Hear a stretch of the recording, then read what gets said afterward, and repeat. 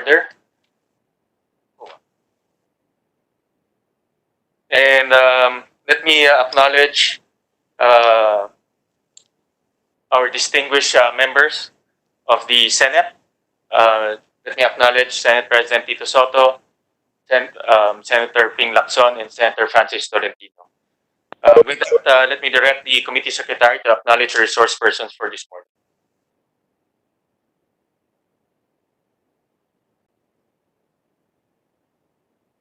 Mr. Chairman, Mr. Chairman, Mr. Chairman. Senator De Leon is recognized. Yes, Mr. can I Chairman, pause? I'm also present. Mr. Chair, Yes. I'm also present. We are present, Mr. Chairman. Can you also acknowledge our presence for the record? Yes, Not only those in the session hall. the committee secretary will acknowledge the senators first, and then acknowledge the resource person. I beg your indulgence. Good morning, Chair. We would like to acknowledge the presence of our senators who are present via video conference.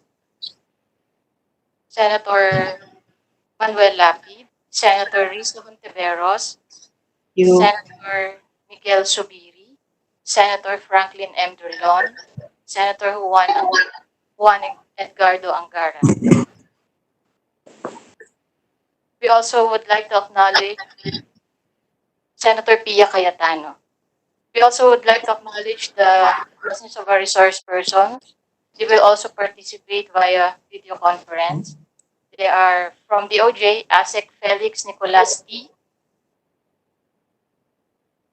Attorney Charles Romulus Cambaliza, from ABS-CBN, Mr. Martin L. Lopez, Mr. Carlo Katigbak, Ms. Socorro Vidanes, Attorney Mario Bautista, Mr. Mark Nepomuceno, Attorney Maxim Uy, Attorney Enrique Quiazon, Mr. Ricardo Tan, Honorable Juan Ponce Enrile, former Senate President, Honorable Renato Puno, former Chief Justice of the Supreme Court, and Father Rantilio Aquino, Dean of San Beda University, Graduate School of Law. We also would like to acknowledge the presence of our senators, Senator De La Rosa and Senator Nancy Binay. Thank you, Mr. Chair.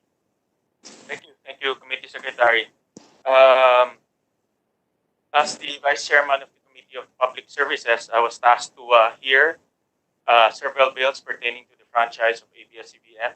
I was tasked no less than by the chairman who inhibited herself in proceedings. Today we'll be tackling 4 bills that were referred to the Public Services Committee. Senate Bill number 1521, or an act granting the ABS-CBN Broadcasting Corporation provisional franchise to construct, install, operate, and maintain television and radio broadcasting stations in the Philippines, authored by 13 senators: Senator Lapid, Senator Dillon, Senator Recto, Senator Gordon, Senator Villanueva, Senator Zubiri, Senator Angara, Senator Binay, Senator Revilla, Senator Tiveros, Senator Pangilinan, Senator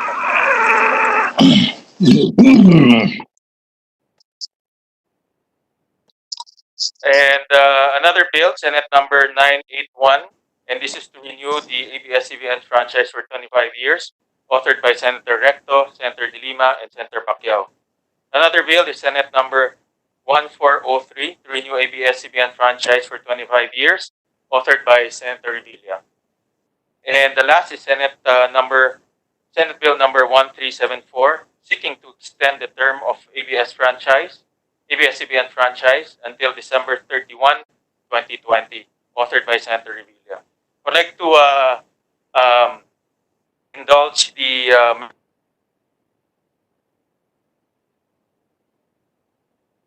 number which aims to grant the ABS-CBN provisional franchise, and also to Senate Bill number 1374. This is to extend its term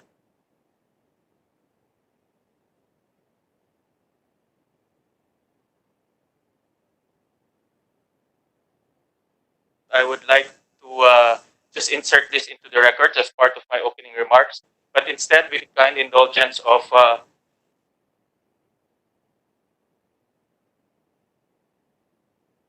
opening based on my experience with what is happening here in our country. Sa huling dalawang taon na ito ay ako po ay inubos ko po ang oras ko sa pagtulong po sa ating mga kababayan sa paglaban po dito sa COVID at pinag-aralan po rin natin ng mabuti itong nangyayari po sa ating bansa, lalo na dito ho sa pandemyang ito. At sa aking pag-aaral po, maraming mga strategiya ang ginagawa po ng ating pamahalaan. Nandito na ho yung pagtaas at paglunsad po ng mga testing laboratories. Dito po paglunsad po ng mga isolation centers sa iba't ibang lugar po ng ating bansa. Nandito na rin po yung pagbubukas po ng ekonomiya natin dahan-dahan. Itong virus na ito ho ay kakaiba, no? Dahil patuloy na pinag-aaralan po ng maraming siyentista at dalubhasa. Pero sa ngayon, masasabi ko ito siguro ang pinaka malalang krisis na hinaharap po ng ating bansa. Sa ngayon, ang tala po ay meron po tayong 12,000 cases ng COVID sa ating bansa at 831 na ho ang namamatay po dito sa virus na ito. Sa buong mundo, meron po hong 4.7 million cases na naitala at 318 deaths o namatay ho dito sa virus na ito sa buong mundo. Pero hindi lang po ito problema sa kalusugan, ito rin po ay problema sa pang-ekonomiya natin. At sa mga briefing na nakita ko ho, ang ating ekonomiya ay nalugi o yung losses na tinatawag natin ay pumapalo ho ng 1.1 trillion pesos according to NEDA. At dahil patuloy pa ho itong pandemya na nangyayari ho sa ating bansa, ang estimate po ng ADB sa loob po ng 6 na buwan, pwede pa rin ho tayong malugi ng 1.2 trillion pesos. Pero ang pinakamasakit po sa nangyayari ho sa atin ngayon, halos sa mga pag-aaral po ng NEDA at iba pang mga ekonomista, 2.5 million na trabaho po ang potential na mawawala po sa ating bansa dahil po dito sa pandemyang ito. Kaya mga kasama, itong hinaharap po natin ay napakabigat. Pero sa dami pong solusyon na ginagawa po ng ating pamahalaan, nakita ko ang pinaka-epektibong solusyon ho ay yung pakikisama at pakikisa po ng ating mga kababayan. Nakita ho namin sa aming lungsod sa Valenzuela, at ito pinag-aralan din ho ng aming mga doktor, na kung ang isang tao ay ma-infect, sigurado ho yan, 6 na tao ho ang ma-infect niya muli.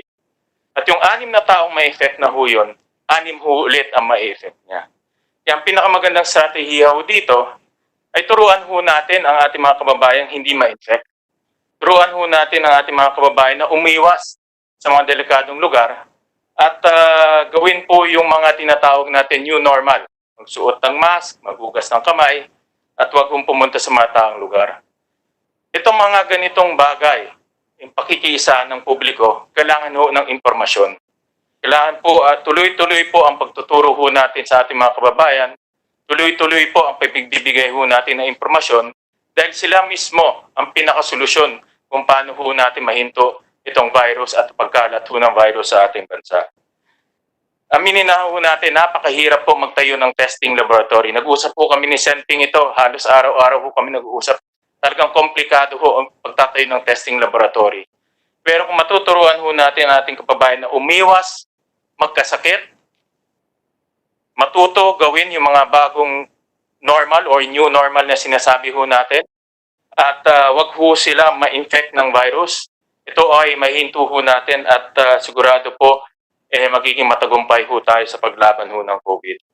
Sa ganung punto ho, minarapat ho ng Senado na magkaroon ho ng preliminary hearing dahil sa tingin ko ho, personal na sa aking palagay at sa tingin ko ho, na importante na lahat ng istasyon, ABS-man, GMA, TV5, PTV4, IBC13, lahat ho itong istasyon na ito ay nagbibigay po ng impormasyon at tinuturuan po ang ating mga kababayan na umiwas sa mga delikadong lugar at mag-practice ho ng tinatawag natin new normal. Kaya ho, minarapat ho namin na magkaroon ho ng preliminary hearing para po pag-usapan na yung tinatawag nating provisional franchise na pinapag-usapan po rin sa Kongreso. At itong provisional franchise sa aking pagkaalam ay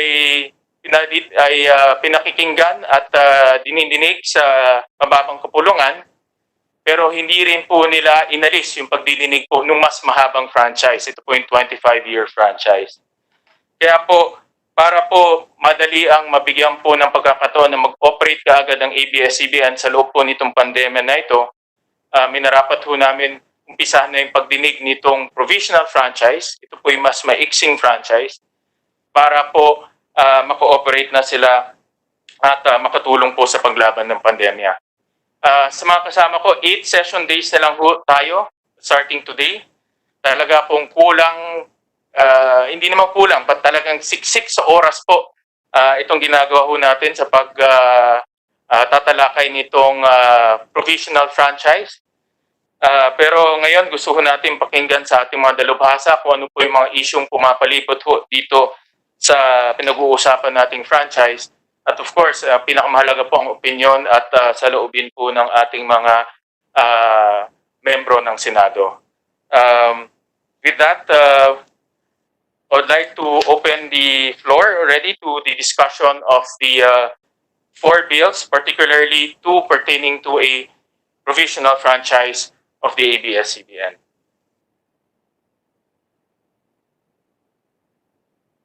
Mr. Chairman, may I be allowed to make a manifestation as we start? Yes, Mr. President. First of all, I would like to greet everyone. Very good morning to all our resource persons, particularly my dear friend, contemporary in the 10th Congress, Senator or Senate President Juan Ponce Enrile, and all the other guests invited and resource persons. Thank you for joining us this morning. Mr. Chairman, I was ready to tackle the prevailing issues regarding the ABS-CBN corporation or franchise, which has been going on for quite a while now. And contrary to what has been known to many, it was as early as 2014 or even in Congress, there were questions already that arose on the franchise. However, these issues were not highlighted. It was only recently that the debates granting the franchise to ABS-CBN has circulated all over social media, print, broadcast, even on other networks now. But I was surprised because there was a development in the House of Representatives last night. Instead of approving the provisional franchise that they passed the other week on third reading, hopefully yesterday, they opted to reconsider it for second reading. Now, this caught me off my planned and prepared questions and issues because right now we will be tackling Senate bills and a Senate resolution that is before the committee. But we note the fact that what your committee will be reporting out is the House bill. You will not be reporting out any of the Senate bills that we'll be hearing now. So we don't really know what shape, color, or size the bill that eliminate from the House would look like. There are different proposals as I was monitoring them last night. There was a 25-year proposal, 2-year proposal. So I will opt to raise my questions, particularly on the House bill. And I will do that in the hearing once we receive the House bill, it is transmitted to us after they pass it on Thursday. I will opt to do that. We will just listen to the resource persons now and perhaps one or two questions later on just to make sure that everything is clear. That's all, Mr. Chairman. Thank you. Thank you very much, Senate President. Senator Lacson is recognized. Thank you, Mr. Chairman. This is an addendum to the remarks made by the Senate President. You know, anyway, I look at the situation in relation to the ABS-CBN franchise bills now pending in both houses of Congress. It has become confusing, to say the least, Mr. President or Mr. Chairman. There are 12 pending bills, I understand, in the Committee on Legislative Franchises in the House. Now comes House Bill 6732, being sponsored on the House floor, that seeks to grant ABS-CBN a provisional franchise to expire on October 31, 2020. Now, assuming for the sake of discussion, Mr. Chairman, that they transmit House Bill 6732 to the Senate after approval on third and final reading, probably next week. And while the 12 pending bills have yet to be reported out by their committee on legislative franchises on the House floor, how will the Senate treat those measures?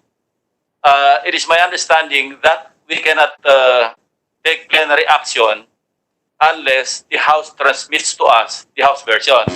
Now, since the 12 pending bills to grant ABS-CBN the 25-year legislative franchise have yet to come out of the committee. In fact, they have not initiated or even held a single committee hearing in that regard. So that is the question that I will ask the resource persons later, Mr. President, Mr. Chairman. Thank you. Thank you, Senator Lacson. Senator Tolentino is recognized. Mr. Chairman, my esteemed colleagues, resource persons, I support the earlier statements made by the Honorable Senate President, as well as my colleague from Cavite, Senator Lacson. The issue here, Mr. President, as what the good chairman mentioned a while ago, the bills before this committee are 4 Senate bills. It is very clear in Section 24, Article 6 of the Constitution, that all appropriation, and I quote, revenue or tariff bills, bills authorizing increase of public debt, bills of local application, and private bills shall originate exclusively in the House of Representatives, but the Senate may propose or concur with amendments, unquote, Mr. President. So it goes to show, Mr. President, that what the Senate is mandated to do is to propose amendments or concur with amendments of a bill coming from the House. And we have that in House Bill 6732. Our dilemma, Mr. President, is that, as what my esteemed colleague from Cavite mentioned a while ago, is that House Bill 6732 has yet to be transmitted to this chamber, Mr. Chairman. So my question is this. Probably it will be raised later by some of our colleagues that we have the Tolentino versus Secretary of Finance case, circa 1995, wherein one of the justices mentioned in an obiter dictum that there is such a thing as anticipatory substitute bill.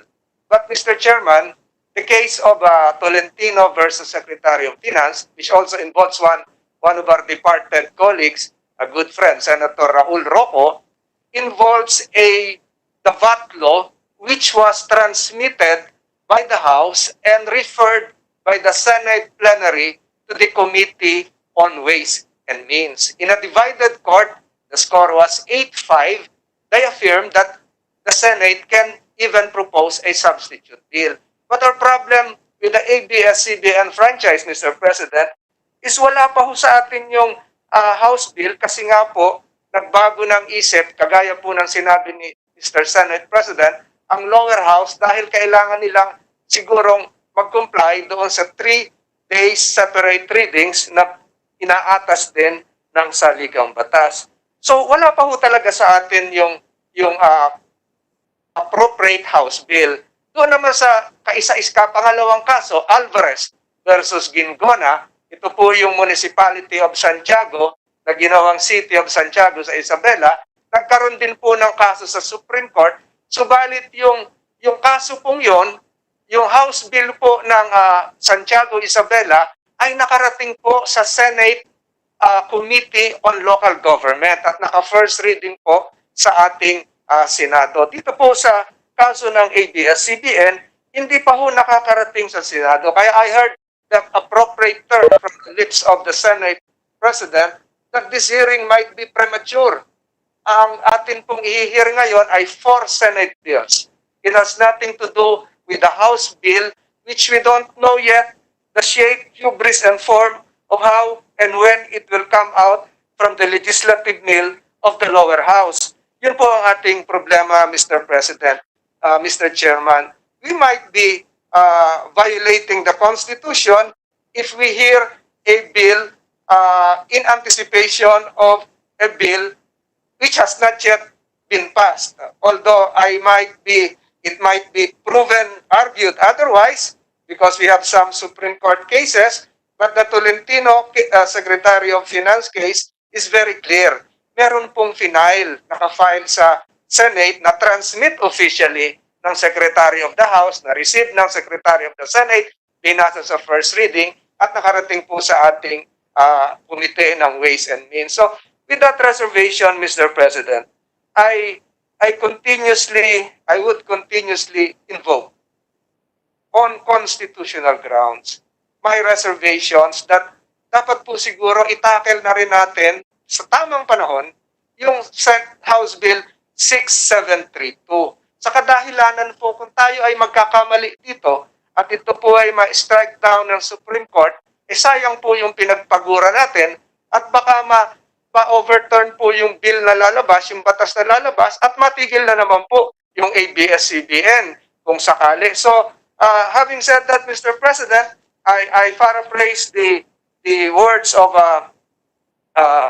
my namesake, who was the petitioner in the case of Tolentino versus Secretary of Finance, when the reason to commence a hearing does not exist, we cannot commence our hearing, Mr. Chairman. But I will not move for a deferment of this hearing, just like my other colleagues. Siguro pakikinggan ko na lang, pero my reservation stands. Atin pong darating po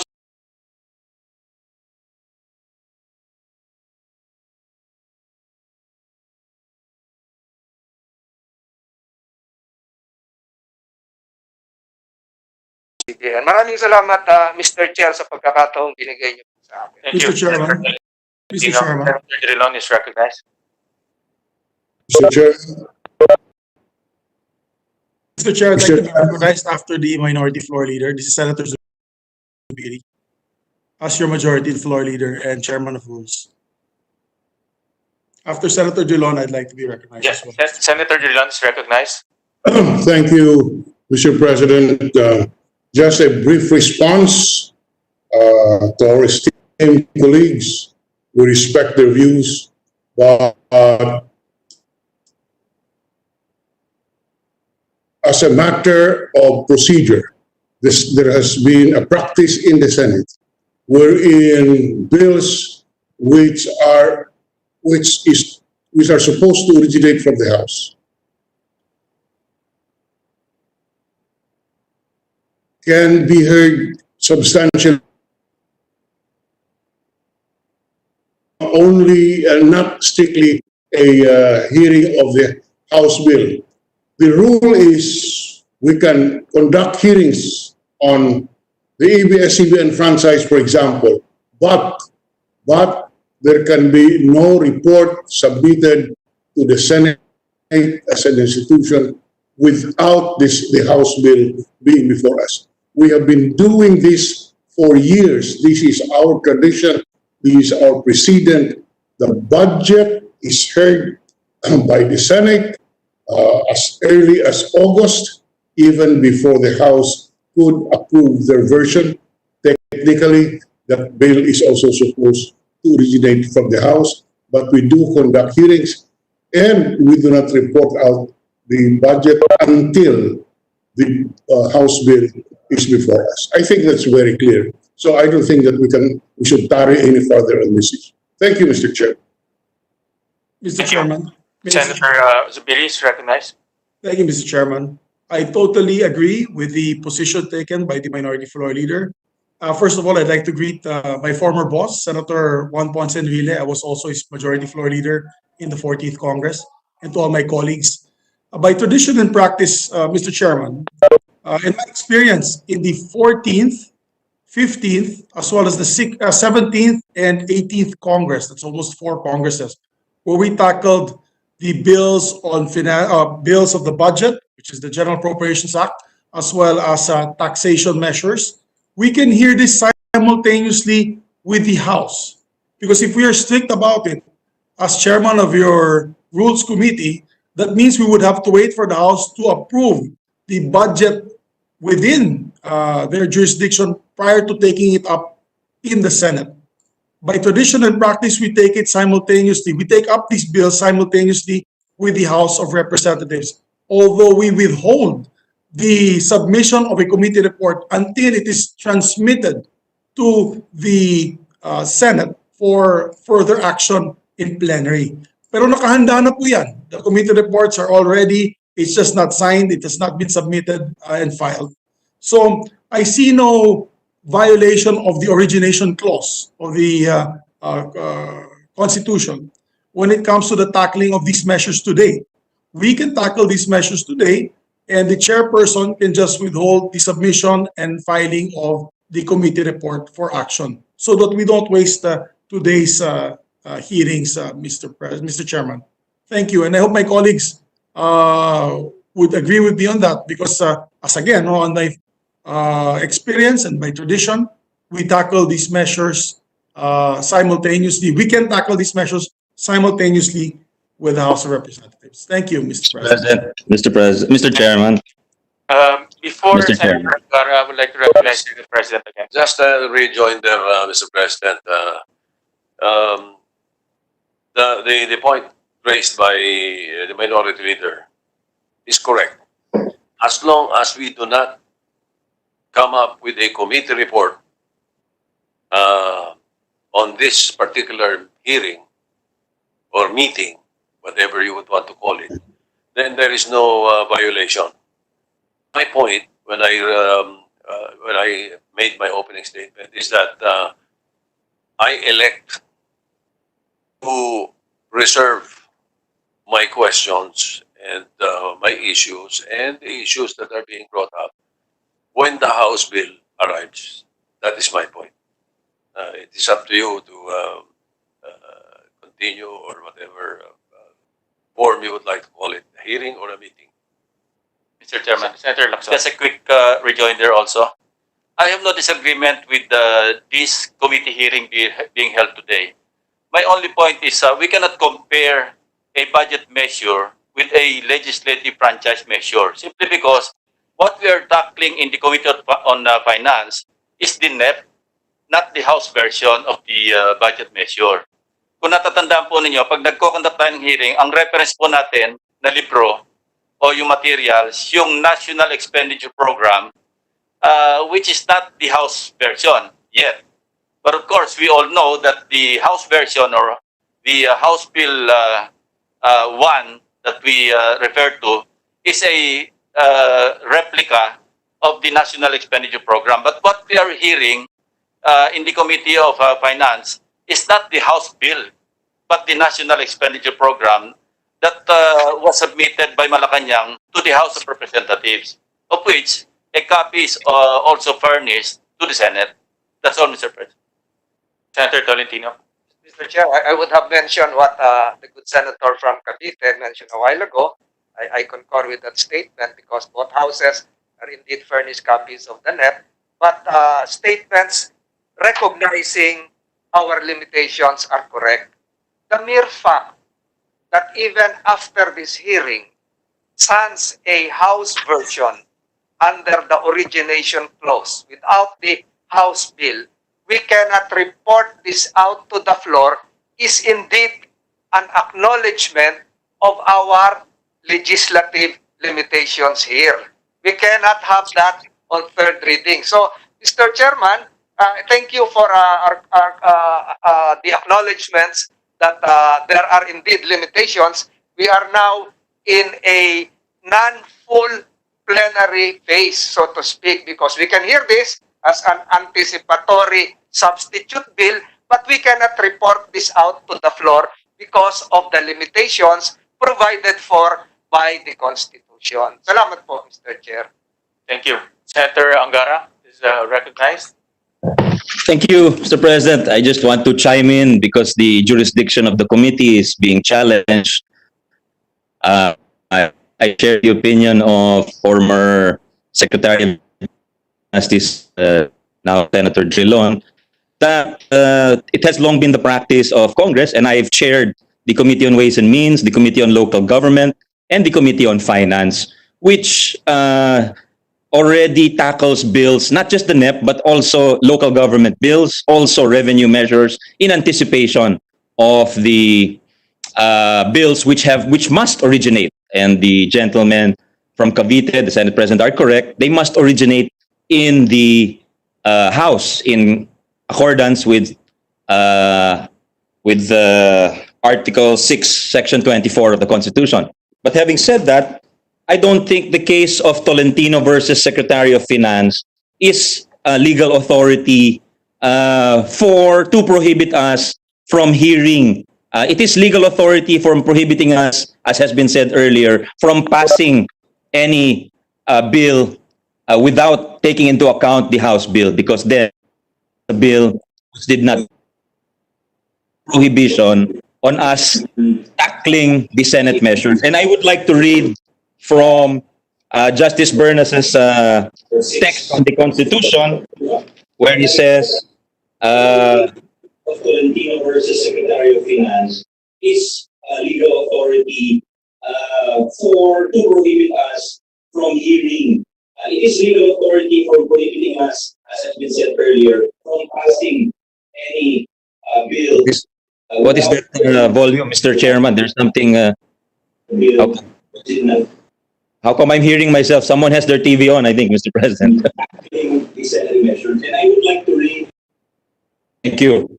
Okay, Mr. President, I continue. I quote from Bernas. He says, the meaning of origination, referring to origination clause, from the House and the scope of the Senate's power to introduce amendments were thoroughly discussed in the case of Tolentino versus Secretary of Finance in 1994, which involved the value-added tax law. The constitutional rule is that revenue bills must originate exclusively from the House of Representatives.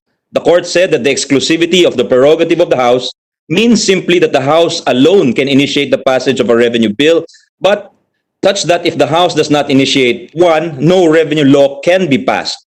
But once the House has approved the revenue bill and passed it on to the Senate can completely overhaul it by amendment of parts or by amendment by substitution and come out with one completely different from what the House had approved. It does not matter whether the Senate already anticipated a bill from the House and formulated one to take the place of whatever the House might send.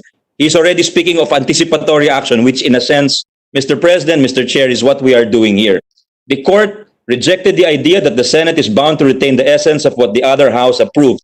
Textually, it is the bill which must exclusively originate from the House, but the law itself, which is the product of the total bicameral legislative process, originates not just from the House, but from both the Senate and the House. So the case of Tolentino clearly, Mr. President, is authority for us to have this anticipatory hearing with the limitation that we cannot pass any bill until the House has passed their version. Thank you, Mr. President. Thank you, Senator Angara. Senator Tolentino. One quick retort to my esteemed colleague. Mr. Chairman, ang sinabi ko po kanina ay yung Tolentino versus Secretary of Finance and even the Alvarez versus Gingona case, iba po yung factual setting. Doon po sa kanila, nakarating po sa first reading yung House version. Kaya na-hear po ng committee.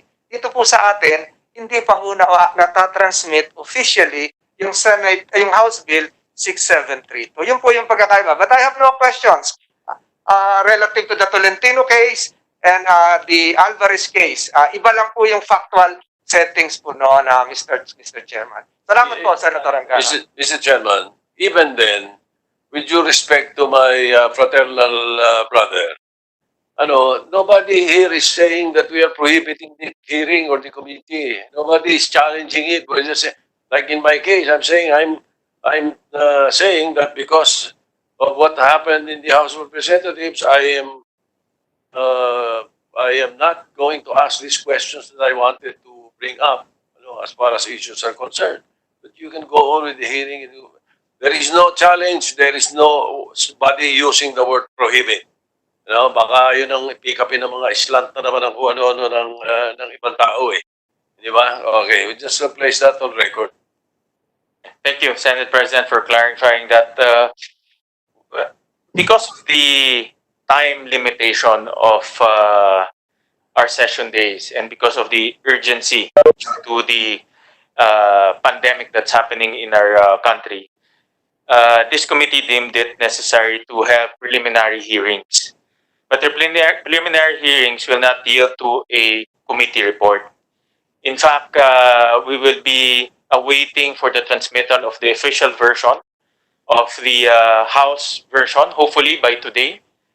It was supposed to be transmitted yesterday as the information was cascaded to this representation. However, due to unforeseen circumstances, it was delayed. So with that, we deemed it necessary to already pursue a preliminary discussion on a potential provisional franchise, issues surrounding a shorter-term franchise, and we invited legal luminaries and experts who could shed light and history, for that matter, on the said matter. With that, again, we will, at the end of the preliminary hearing, we will not be issuing a committee report. This is purely anticipatory, exploratory, as well as clarificatory. And we will be discussing issues that can potentially arise during the transmittal of the House version. Definitely, with the statement of the Senate President, we will be conducting another hearing. As the members well know, to conduct a hearing, we have a 3-day rule. That's why with this very limited time frame, 8 days for that matter, we are anticipating every single step so that we will catch the end of the session timetable, which is June 3, the last day of session. So with that, Mr. President, with the kind indulgence again of the members, I would like to pursue the hearing proper. I would like to request the resource person to give us their opinion. We will start with the special request of the Senate President. The Senate President made a special request to invite former Senator Juan Ponce Enrile and Father Ranilio Aquino to join us today and to participate in our discussion. With that, we will recognize Senator Juan Ponce Enrile for his discussions. Thank you, Mr. Chairman.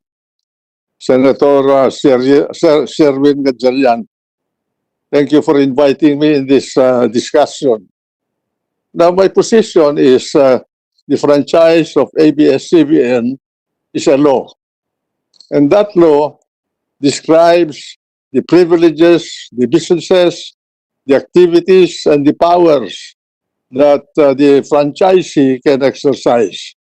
And that law also circumscribes or establishes the limiting date when the privilege can be exercised by the grantee. In the case of ABS-CBN, the law says your privilege to engage in the business of mass media broadcasting will end on May 4, 2020, period. It cannot go beyond that, and everything must stop. Congress must exercise the power of legislation either to terminate it really as it has been terminated by the law itself or extend it.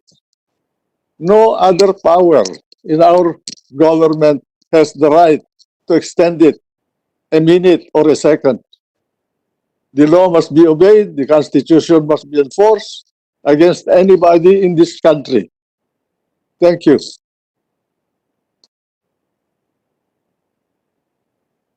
Thank you, Senator Now, JP. as far as provisional authority being given, I have my own doubts whether Congress can do that. Because if you read the Constitution, there is a 50-year limitation on the period of franchises. If you grant an extension, how are you going to treat that extension with respect to the period established by the Constitution with regard to the length of any franchise here? In fact, ABS-CBN has been the oldest broadcast medium in the country. It started with Alto Broadcasting Station, which was given to Tony Quirino during the time of President Quirino. Then it was taken over by the Lopezes. And the Lopezes had the Chronicle Broadcasting Network. That is why you have ABS-CBN. More than these two stations have been more than 50 years. They've been extended now and then. Now it expired again, and it's being extended. It's up to Congress to extend it or not, and that is why we are in this very complex situation. And it is complicated by the fact that there is a pending case in the Supreme Court, which I think must be considered by Congress in acting on this, because although we have the principle of separation of powers between the three departments of government, the Constitution also requires that they must be coordinated so that they will not clash. And I think it's a matter of respect for the Supreme Court, for Congress to recognize that there's a pending case which must be decided first, because if the Supreme Court will decide the case before it adversely to ABS-CBN, what will happen to the legislative action of Congress granting a new franchise to ABS-CBN? Thank you. Thank you. Thank you, Senator Juan Ponce Enrile. Senator, you mentioned earlier that you have doubts on this provisional franchise. Can you elaborate further on those doubts? There must be a certain degree of permanence of any legislative action. It cannot be ad hoc. You are not a delegated power like NTC that you can exercise quasi-judicial power or quasi-legislative power through rule-making power that Congress delegates to you. Congress must enact a law, and that law must be complete in every respect. Well, if Congress can grant a temporary franchise, what is the impelling or compelling reason for Congress not to grant a permanent franchise with a reasonable period of 25 years?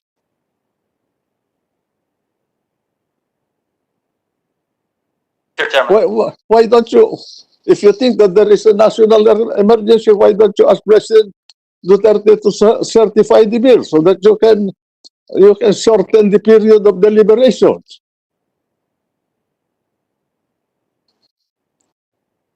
Mr. Chairman, for former Senate President Enrile, it is your opinion, sir, that a provisional franchise may not be compliant with the provision of the Constitution on Congress having the power to grant legislative franchise.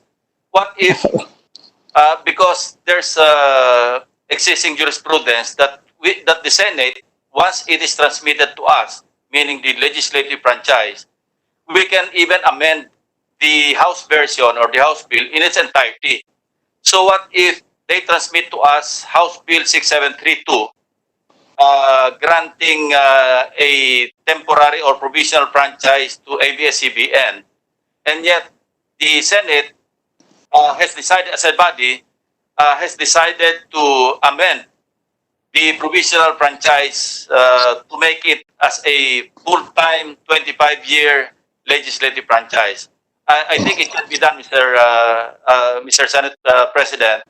And I would like to get your opinion if that is legally feasible or possible, Mr. Senate President. Thank you. Thank you, Senator Lacson. When the bill passes the House of Representatives and it gets into the jurisdiction of the Senate can overturn it. It can do anything it wants about it. You can extend that for 5 months or one year period to 50 years. You just comply with the 50-year limitation of the Constitution, and it will be constitutional.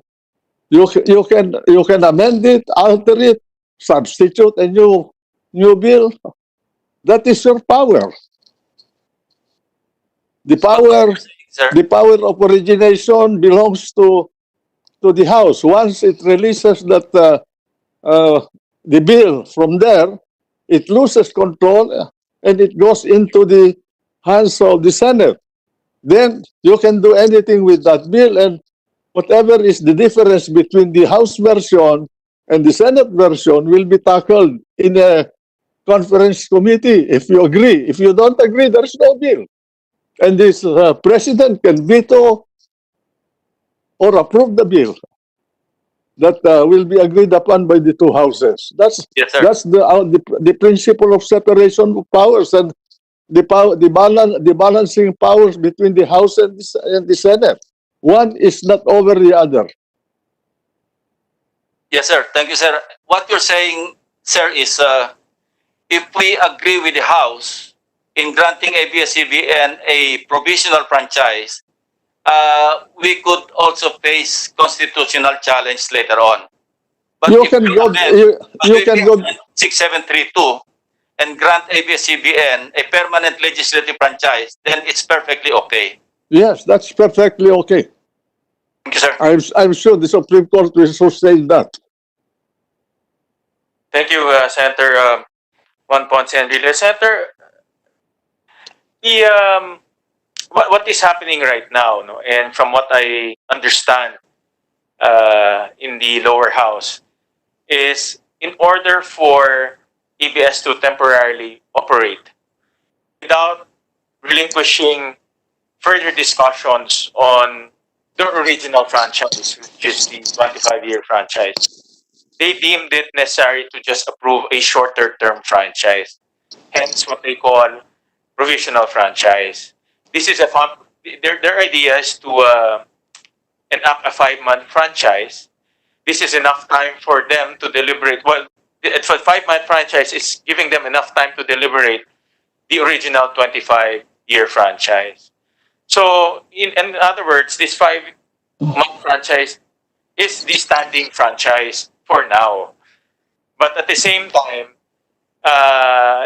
they are also deliberating the original 25-year franchise. How do you reconcile this, Senator Senator Enrile? How do you reconcile there's a 5-month franchise and then the original 25 franchise? How do you reconcile this at the end?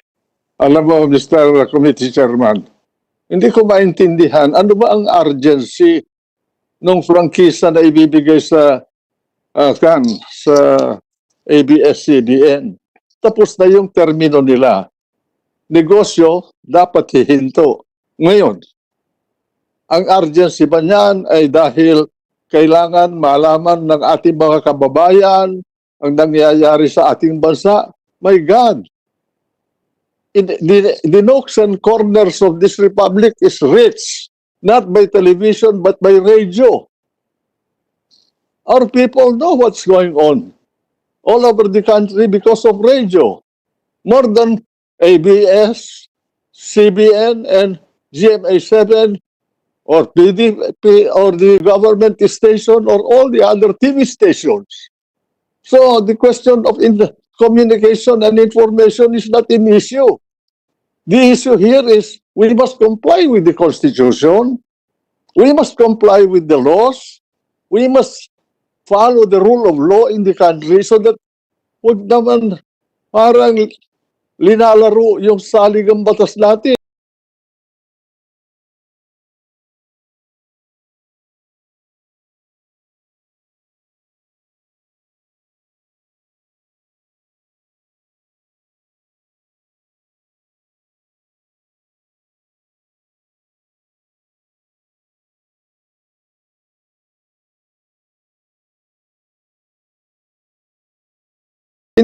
Communication and information is not an issue.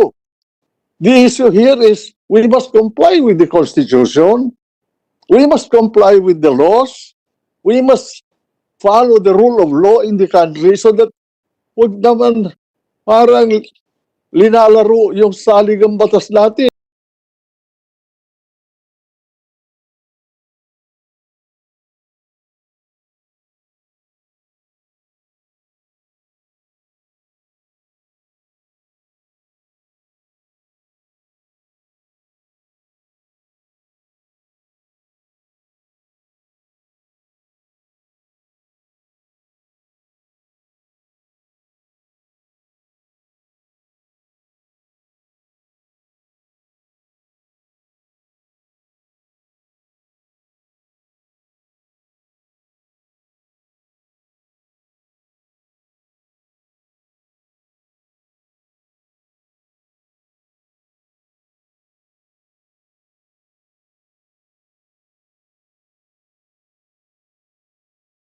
Communication and information is not an issue. The issue here is we must comply with the Constitution. We must comply with the laws. We must follow the rule of law in the country so that wag naman parang linalaro yung saligang batas natin. Not use the word provisional. It only uses the word provisional in the explanatory note. Section 6 calls Section 1 describes the nature and scope of franchise. There is nothing there which says that it is provisional. Section 6, the term of the franchise, and I read, the franchise shall be in effect until October 31, October. Senator Frank, let me just interrupt you because your line got cut off. Can you repeat that from the maybe five minutes backward? All right, I'm sorry. Okay. First, my submission. Sorry, meeting is resumed. Okay, can I be heard, Mr. Chairman? Yes, we can hear you now. Okay, sorry. First, my submission is that the power of Congress to grant a franchise is plenary. The only limitations are those found in the Constitution. And what are these? Number one, origination. It must come from the House. And number two, the term shall not be for more than 50 years.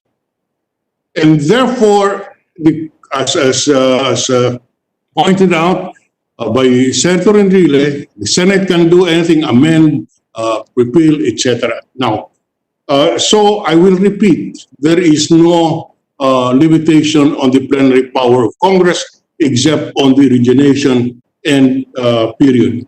Now, the period, an issue is being raised about the characterization of the franchise as provisional. I wish to point out that the House bill, as presently crafted under House Bill under the House Bill 6732, there is nothing in the body of the law which says that it is a provisional franchise.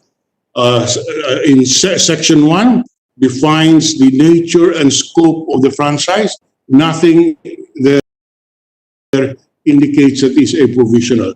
Number 2, on the term of the franchise, it simply says shall remain in effect until October 31, 2020.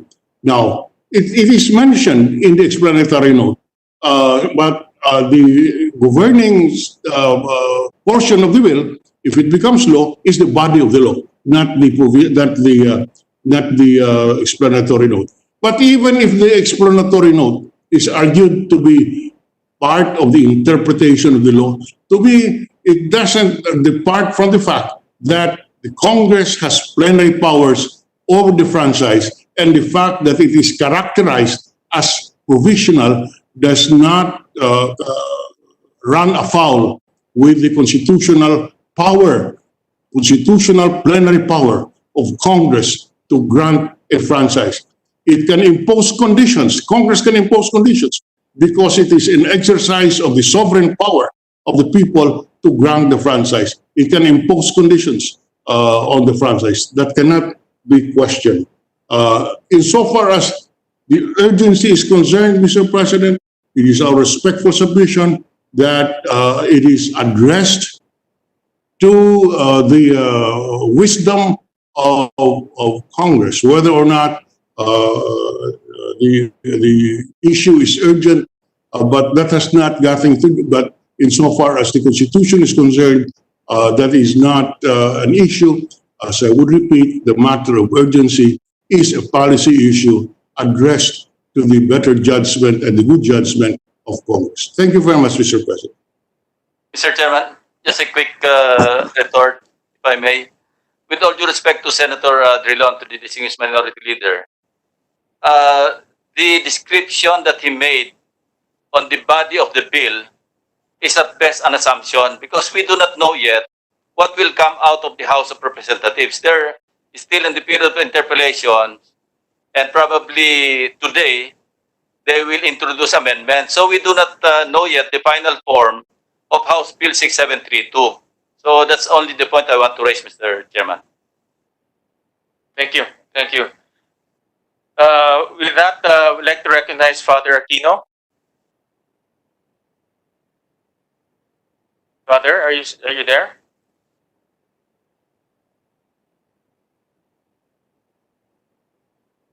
Father, can you hear us? Paki-unmute, Father. Nakikita ko ni Senate President, pero paki-unmute lang. Yan, paki-unmute po. Can I be heard now, Senator? Yan, okay na. We can hear you now. Okay. Good morning to the members of Senate, and I wish to express my gratitude to Senator Win Gatchalian, who graciously invited me to be present today. He has been very helpful to the Cagayan State University, of which I am Vice President, aside from my duties to the Graduate School of Law of San Beda University, of which I am the Dean. Senator Gatchalian made me understand that I was to address myself to two issues. First, whether a provisional franchise is constitutional, and second, whether a measure can be passed by the House of Representatives on readings held on the same day. I think it is now settled once and for all that a legislative franchise is necessary. This was laid down very clearly by the Supreme Court in Associated Communications versus National Telecommunications Commission in 2003 in a ponencia written by one of the resource speakers today, whom I revere very much, former Chief Justice Renato Puno.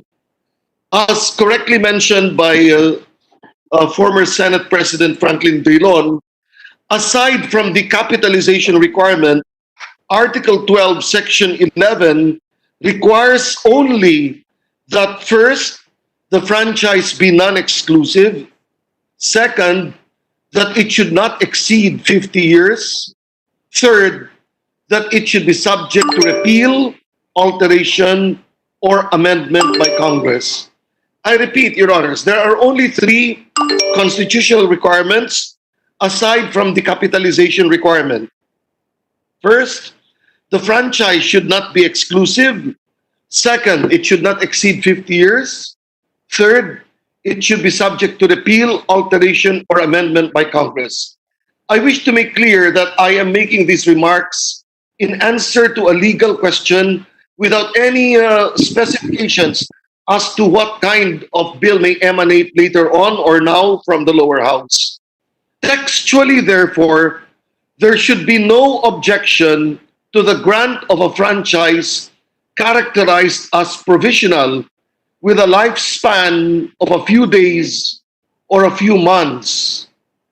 While I ask with Senator Enrile, another person whom I deeply admire and revere, why we must still tarry with a provisional franchise if Congress is so minded to pass a provisional franchise, there can be no textual objection to a provisional franchise with a lifespan of a few days or a few months. The power of the legislature to grant a provisional franchise is, as already mentioned, plenary. American jurisprudence second is instructive, and I quote, "The term of the duration of franchises is in some instances regulated by express constitutional or statutory provision. In some states, they may be granted only for terms of years.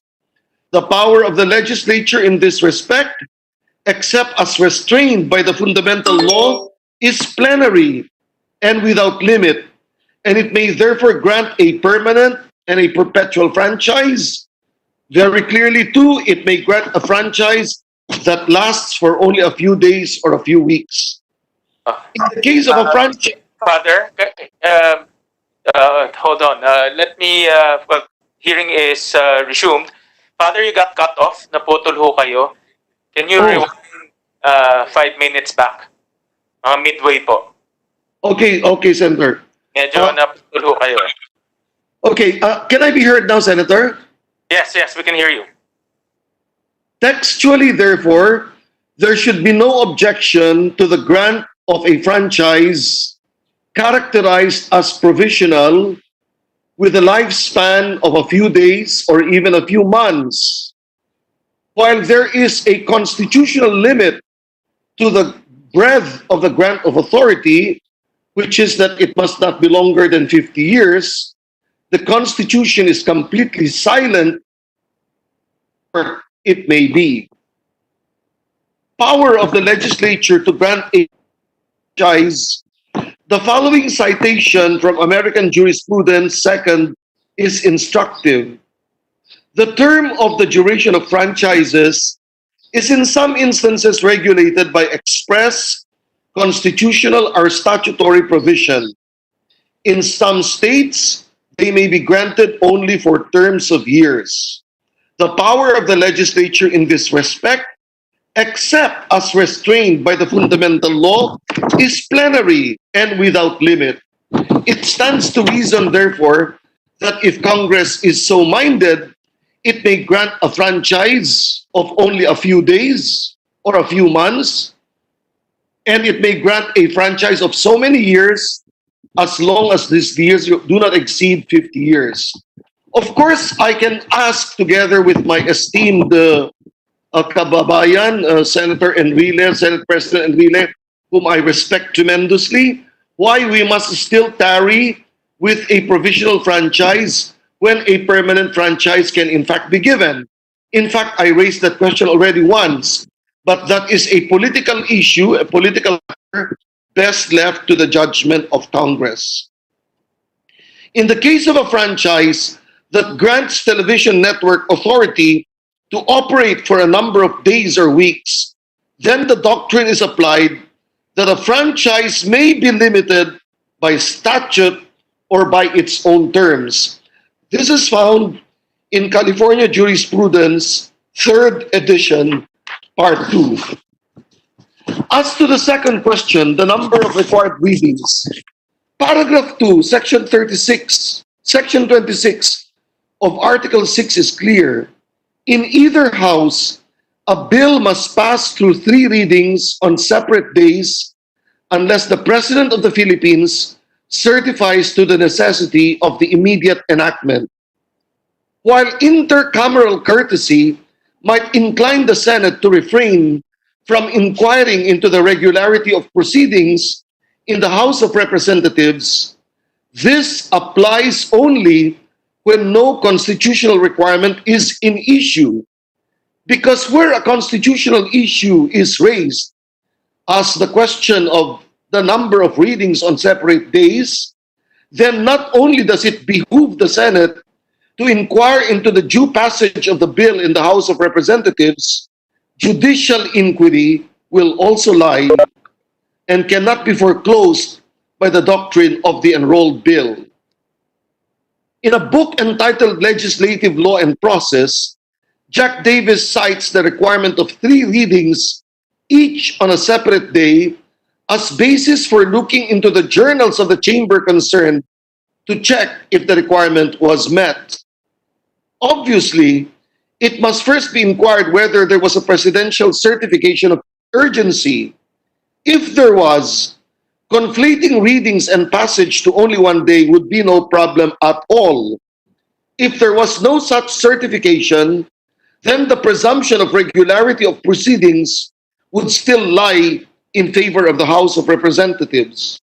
Only if the House itself would admit that it did not follow the 3 separate days rule would the Senate be justified in faulting the bill brought before it.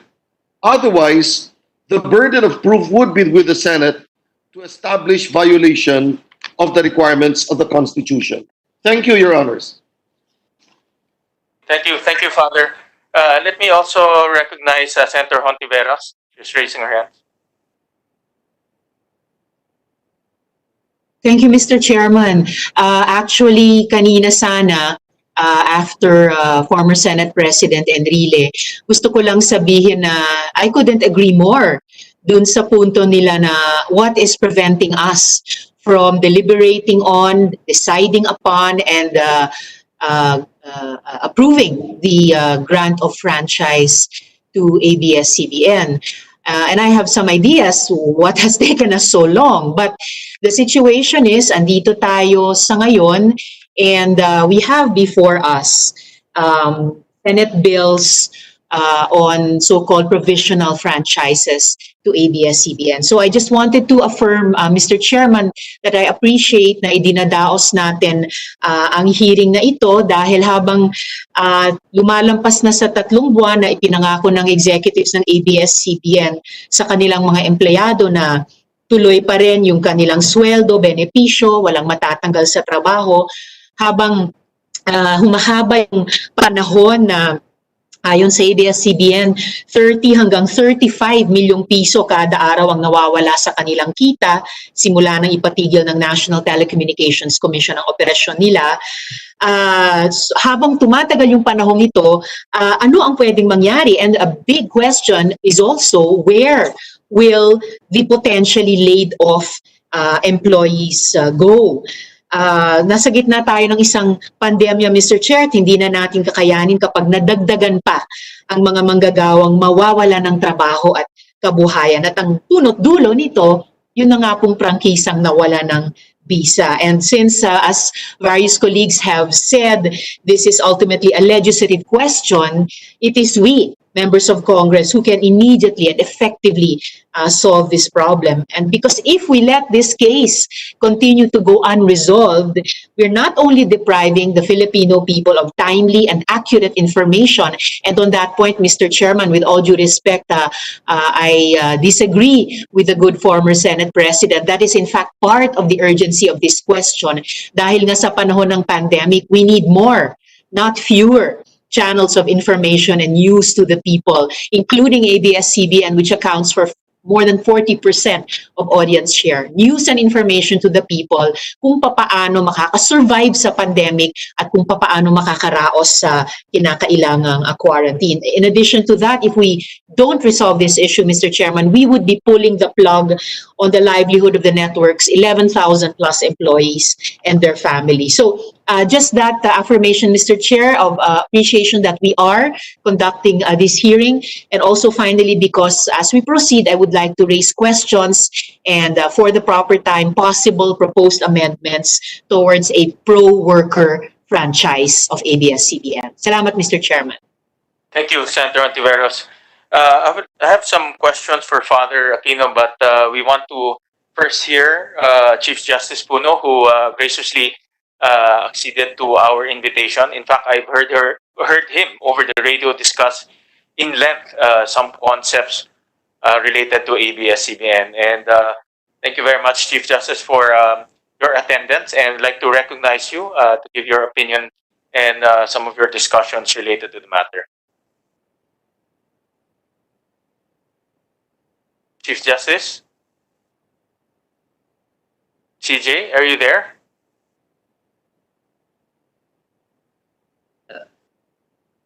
Can you hear me, Mr. Chairman? Yes, CJ, we can hear you clearly. Yes. Thank you again for participating. Yes. Thank you for the invitation to attend this hearing as a resource person. And I come as a friend of the Senate. I do not come as a partisan in the resolution of these issues. I will limit my my task to isolating and clarifying the different constitutional issues that confront the Senate in its effort to consider the grant of a provisional authority to ABS-CBN. I would not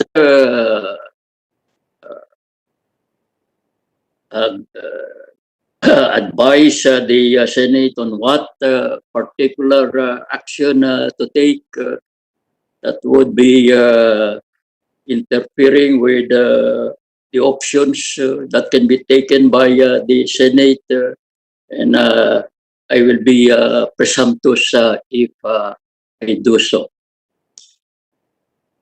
Having said that prefatory, listening to the various comments of the senators, the legal issues that confront the Senate in this endeavor are so many, and I really would not know how to start. But let me first react to the expert opinion of Father Aquino. The first question that he tackled is whether Congress has the power to give a provisional authority to operate to ABS-CBN by means of a law. I join the opinion of Father Aquino that indeed the Senate has this power together with the House of Representatives to grant this provisional authority. And this is a very basic issue that has been settled in constitutional law and jurisprudence. And let me just read the opinion of Cooley on constitutional limitations. Cooley is one of the giants of constitutional law in the whole world, and his opinions have been adopted by high courts all over the world. On this issue, let me briefly read what Cooley stated. He said,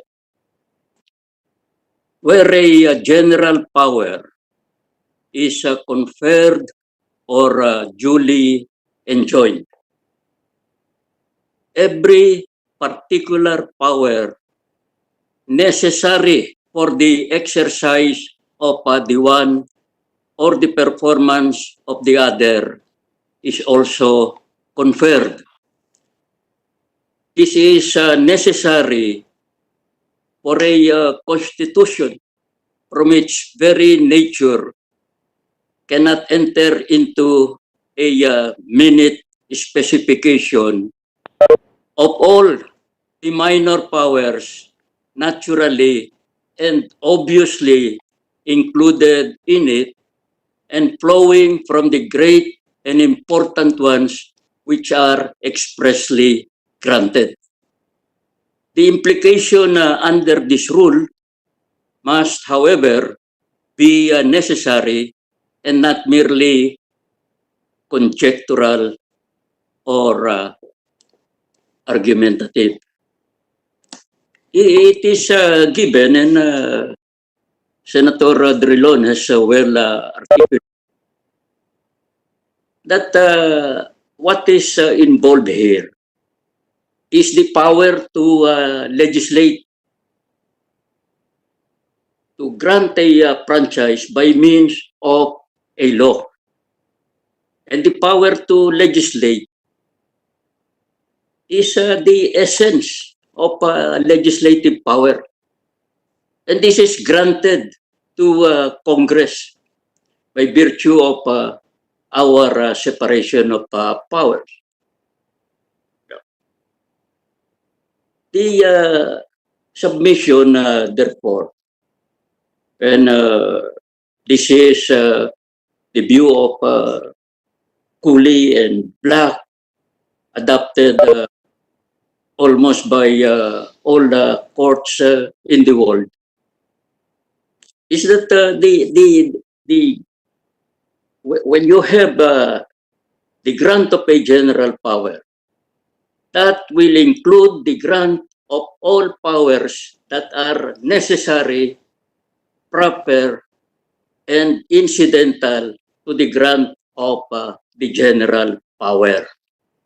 The general power here granted is the power to enact laws and all other necessary powers, all incidental powers, to make effective the exercise of the power to legislate. All that power should be granted to Congress. And this view of Cooley, of Black, have been adopted by our Supreme Court. Well, I can furnish the Senate with the cases where this doctrine has been adopted by the High Court. So we come to the second view of Father Aquino on the necessity of complying with the constitutional provision on requiring separate readings of a bill on different dates. A few days ago, this area of concern was raised in the House itself. I think this was raised by, among others, Congressman Lagman and Congressman Rufus Rodriguez. And yesterday, listening to the deliberations in the House, it would seem that the House has taken a remedial action to comply with this provision. The House has, I understand, recalled the bill, and the bill is now undergoing debates in the House. So perhaps that issue should no longer be discussed. Even submitting the thesis that indeed that should have been followed by the House of Representatives. The House should have followed that because that is a provision that is mandatory in character. It is not merely directory in nature, in the sense that the House can or has the option not to follow it. All provisions of the Constitution in general are considered as mandatory in nature.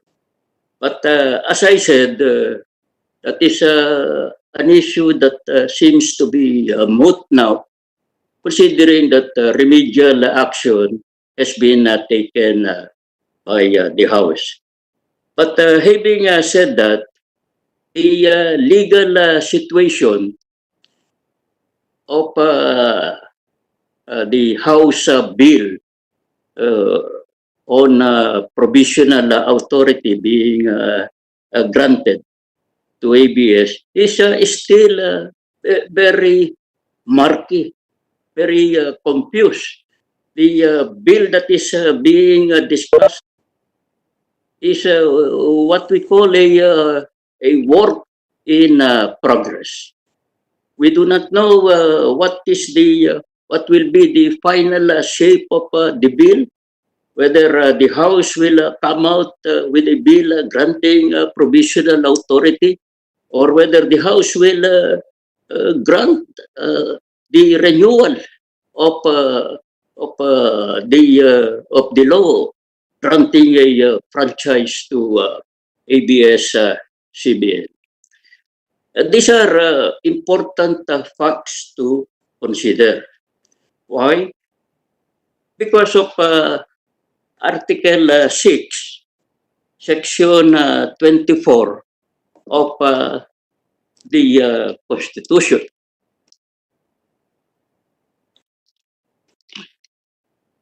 I draw your attention to this provision. And it states, among others, that all private bills shall originate exclusively in the House of Representatives, but the Senate may propose or concur with amendments. You look closely at this provision. It has two important parts. The first part provides that private bills, among others, shall originate exclusively in the House of Representatives. And the second part provides that the Senate may propose or concur with amendments. So the first part would demand a proper understanding of the word originate. And the second part would call for a proper understanding of the extent of the powers of the Senate to propose or concur with amendments on bills that exclusively originate from the House of Representatives. I think there has been a lot of discussion on the meaning of the word originate, a lot of discussion also with respect to the parameters of power of the Senate to propose or concur with amendments on bills originating from the House. And reference has been made to the case of Tolentino versus Secretary of Finance. Indeed, that was a decision promulgated by the Supreme Court, if I remember, way back in 1996. And 1995 or 1996. Anyway, I was a member of the court at that time when that decision was promulgated. Let me say that that case indeed discuss the meaning of the word originate. And according to the ponente of the decision, Mr. Associate is Vicente Mendoza, originate means initiate. So his thinking is that if there is already a move on the part of any member of the House to initiate a bill, a local bill or a private bill, then the powers of the Senate to propose or to concur with amendments already kicks in. However, that viewpoint of Mr. Justice Mendoza garnered only the full concurrence of about 3 or 4 members of the Supreme Court. In other words, we cannot call it a doctrine because it did not gather a majority vote of the 15 members of the court. In fact, several separate opinions were written by, among others, the Chief Justice at that time, Chief Justice Narbasa, Justice Cruz, Justice Regalado, Justice Padilla, Justice Feliciano, and others, where they did not agree with the interpretation made by Mr. Justice Mendoza that the word originate merely means initiate.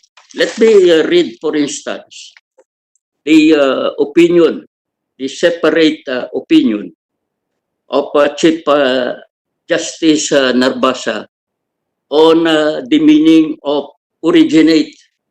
And this is what he said.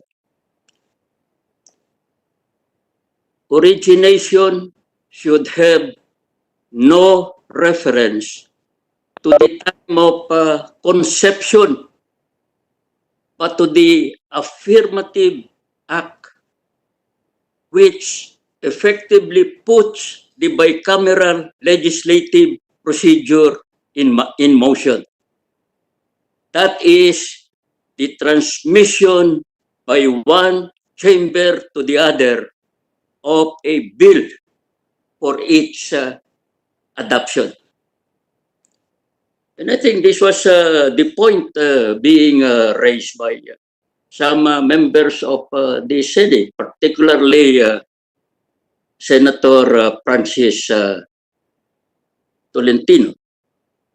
My point is that the meaning of the word origination is not that clear, even given the interpretation made by Mr. Justice Mendoza in the Tolentino case.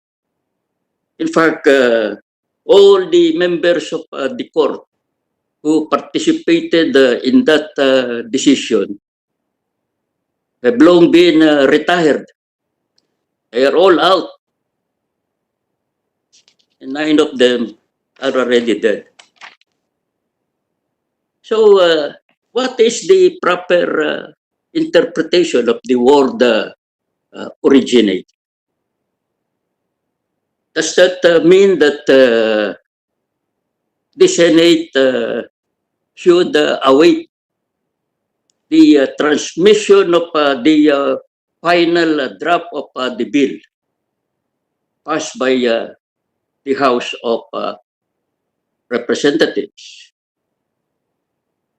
Is at the point of transmission the time when the powers of the Senate to propose or to concur with amendments start?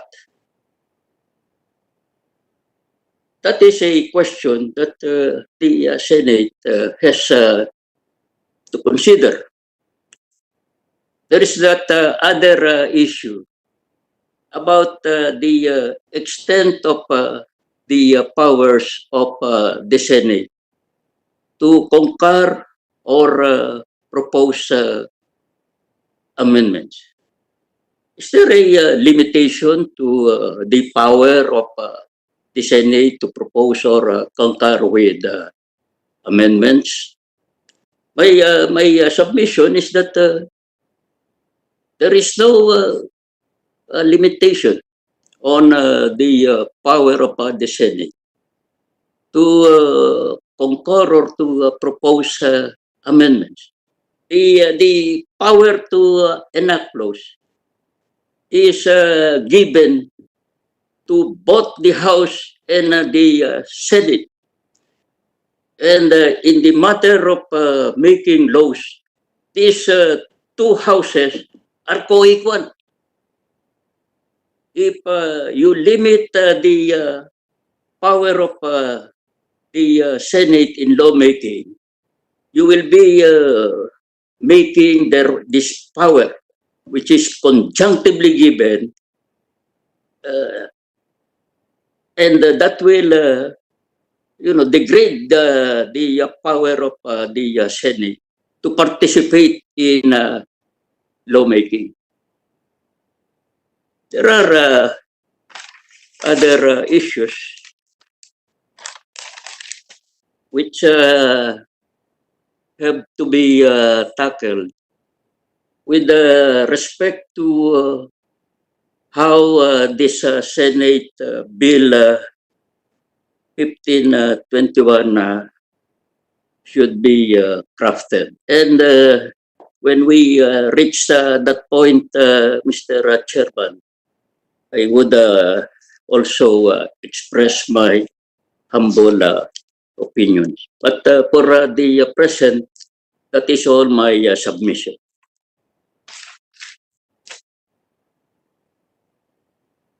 Thank you, Chief Justice Puno. And before we recognize Senator Tolentino, let me greet you a belated happy birthday. And you turned 80 years old last Sunday in the midst of COVID. Let me recognize Senator Tolentino. Mr. Chief Justice, just one clarificatory question. You probably might have skipped the origination, initiation, that would definition that would trigger a Senate action, Mr. Chief Justice. If I may, if you may clarify that again. Well, What triggered a Senate personally, action insofar as origination clause is concerned? Thank you, Mr. Chief Justice. yes, well, personally, and it's a personal opinion, I favor the school of thought that the Senate has to wait for the formal transition of the bill that has been approved by the House. To me, there is a great value for the House to await the transition of the bill coming from the House of Representatives. Obviously, there is a high purpose for the Constitution to make this sequence of acts and events. We all know that on the matter of bills of local application, private bills, the primary consideration should be given to the deliberations in the House of Representatives. And the reason for that is that the representatives from the House represent a distinct viewpoint, the viewpoint that comes from the districts that they are representing. This value would be lost if the Senate does not await the final form of the bill that would be enacted by the House of Representatives. Well, of course, some senators say that the practice is different. The Senate can take some preliminary steps, delay the submission of the committee report. But in the interest of time, these preliminary steps can be taken. I'm not passing judgment on the constitutionality of this practice. But my personal opinion is that it is best to await the transmission of the final bill that would be coming from the House of Representatives. Mr. Chairman, just a follow-up question. Just to be more specific, Mr. Chief Justice, when you say, when you opine that the Senate should wait for the final transmittal of the House version, you're also referring, or you don't make any distinction between the plenary action and the committee action. Is that correct, Mr. Chief Justice? Yes, it is best, of course, to to hear the final sense of the House of Representatives. In other words, the Senate should await for that bill already in its final form. That bill which already contains and expresses the wisdom of the members of the House. I think that is the more appropriate step to take. Mr. Chairman, can I react to Chief Justice Senator Puno? Enrile, before I recognize you, let me acknowledge the presence of Senator Pacquiao, who's virtually with us. Before I recognize Senator Enrile, let me recognize Senator Drilon, who's been raising his hands for a while. Senator Drilon. Thank you, Mr. Chairman.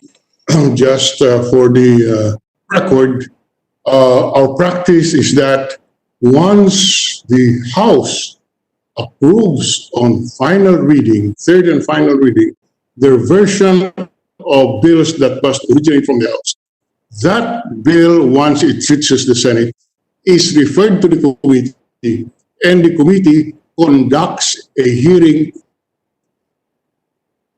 on that bill. Now, so the proceedings that we are doing now is can be equated to a meeting because it is not technically a hearing that the House that is on the subject of a House bill. But let me repeat, when the House version comes to the Senate, it is set for hearing. The committee hears that House bill. The report is submitted to plenary. What is submitted for consideration is the House bill, not the Senate bill. And therefore, it complies with the standard in which the Chief Justice Puno has mentioned, to which I fully agree. Except that as a matter of practice, we do it. We are conscious.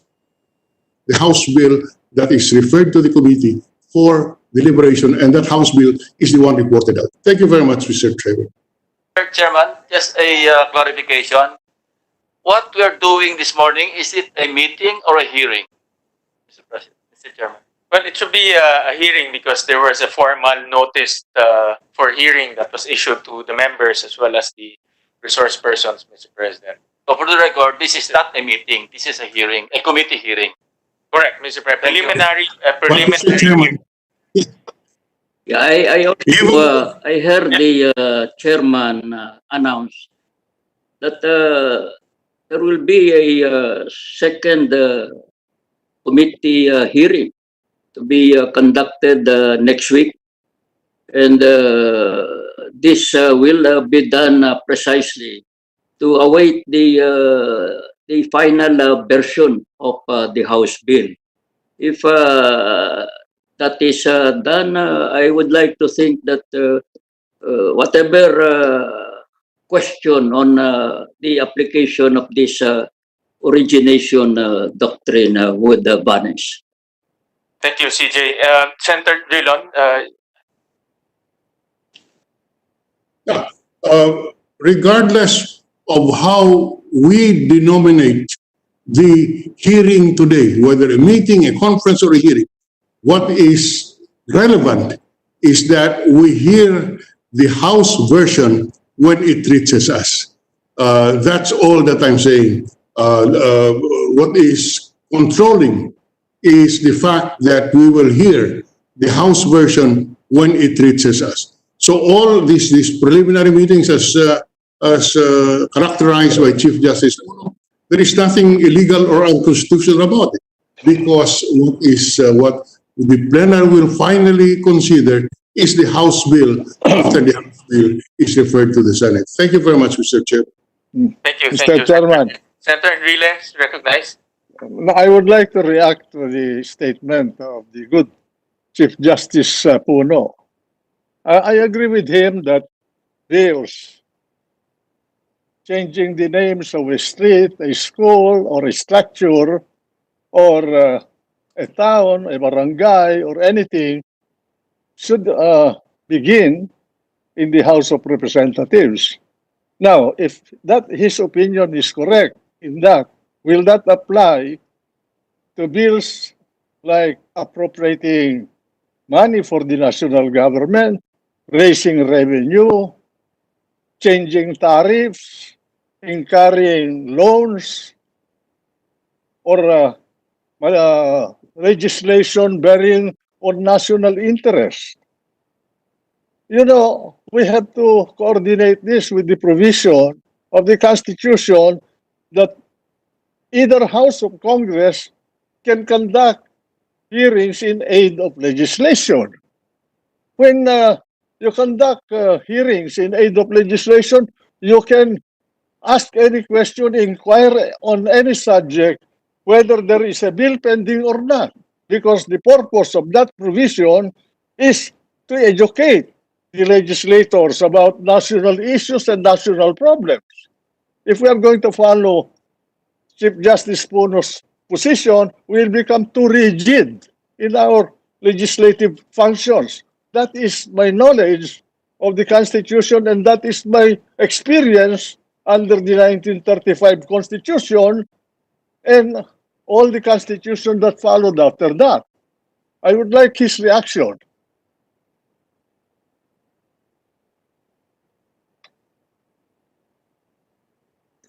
Should consider. Okay. Chief Justice, may we request your reaction, please? Yes, with due respect to former Senate President Enrile, let us bear in mind that two kinds of laws are within the power of Congress to promulgate.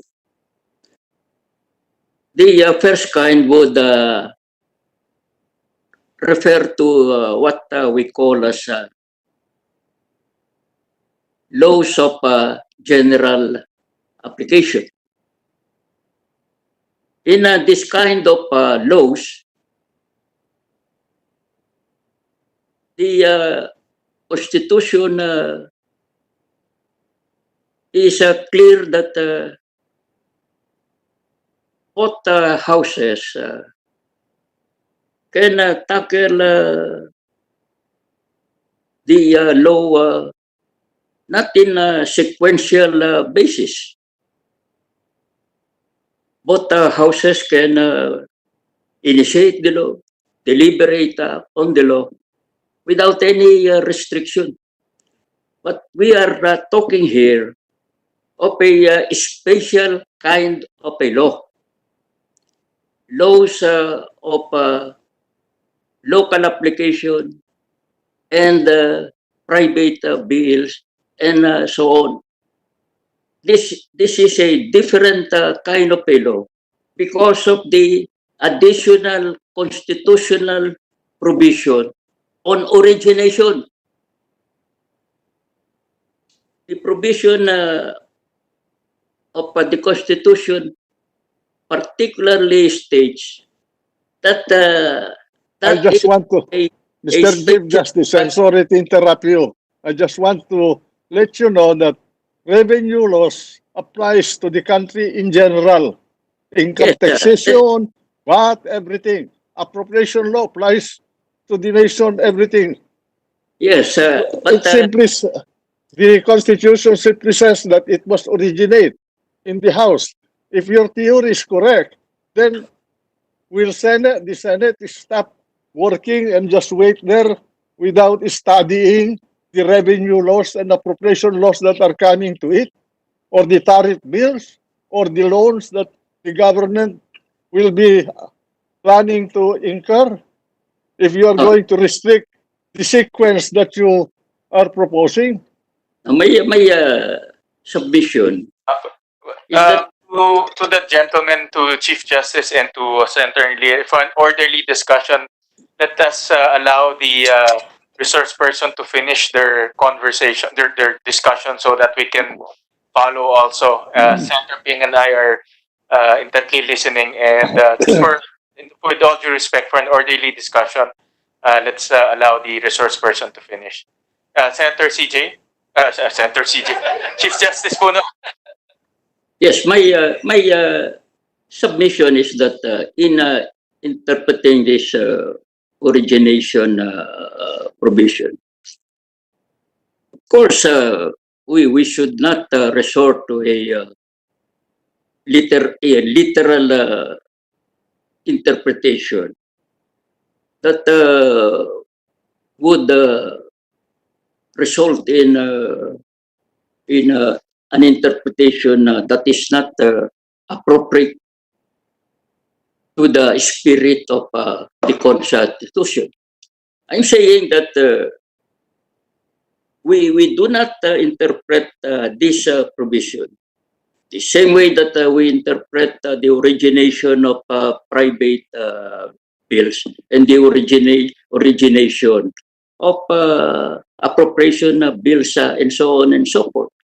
I'm saying that we should have that kind of space, that kind of elasticity, so that we are able to serve the spirit of the Constitution. That is all what I'm saying. We should not resort to interpretations that would result in absurdity. Thank you, CJ. Thank you, Mr. Chief Justice. With the permission of the chair, thank you, Mr. Chief Justice. Yes.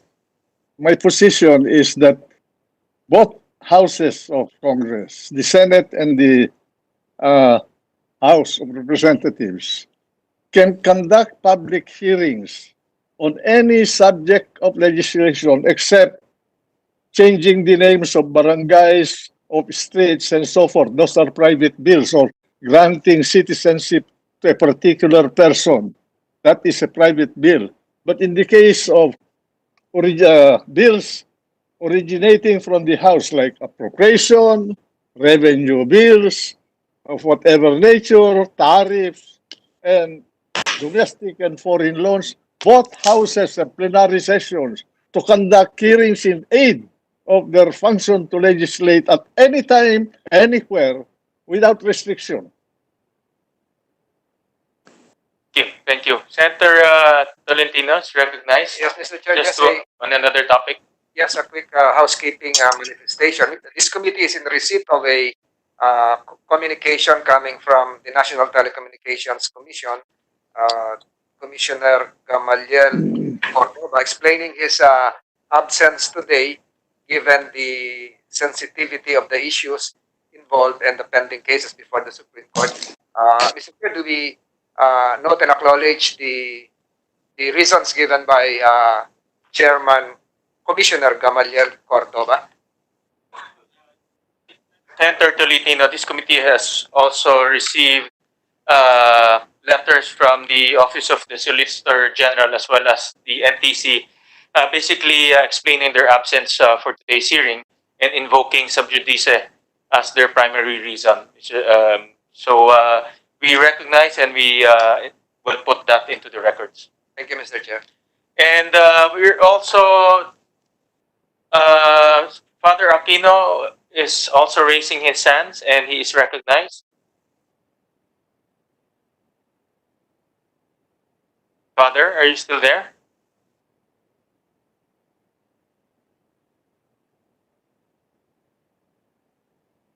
Father, paki-unmute po. Naka-mute ho kayo. Naka-mute po. Senator, yes, may I just chime into the discussion on this initiation thing. Number one, there is no doubt that the franchise is a private bill, and therefore, by constitutional mandate, it must originate in the lower house. When Tolentino versus Secretary of Finance was decided, the Supreme Court clarified the word originate and said it must be initiated by the lower house. But that will not preclude Senate from modifying it entirely, overhauling it entirely, and it will not matter that it is the Senate version that is eventually passed and not the version of the lower house. So the only requirement is that the bill should originate in the lower house. That there is nothing, however, in the text of the decision nor in the Constitution that precludes Senate from conducting inquiries in aid of legislation, even anticipated legislation. So there are two things here. The power to pass the bill is limited only by the constitutional requirement that Senate must await what is sent it by the lower house insofar as the franchise is concerned. But to conduct hearings like this, to enable the senators to inform themselves, there is nothing in the Constitution really that bars that or even limits it. That is all, Mr. Chairman. Thank you.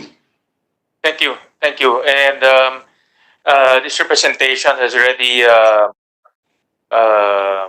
intimated that we will conduct another hearing once the House of Representatives transmits the official version that is being discussed on the floor. We anticipate that it will be second reading will be concluded today, hopefully, and by next Monday it will be transmitted to the Senate. By then, we will consider that official bill, and we will conduct another hearing so that the senators can participate and comment on that bill.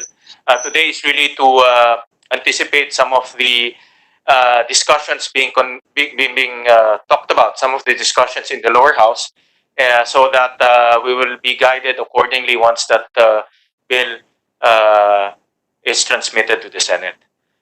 With that, I think because of that pronouncement, we can already move on from the topic of the originating clause of the Constitution and more on the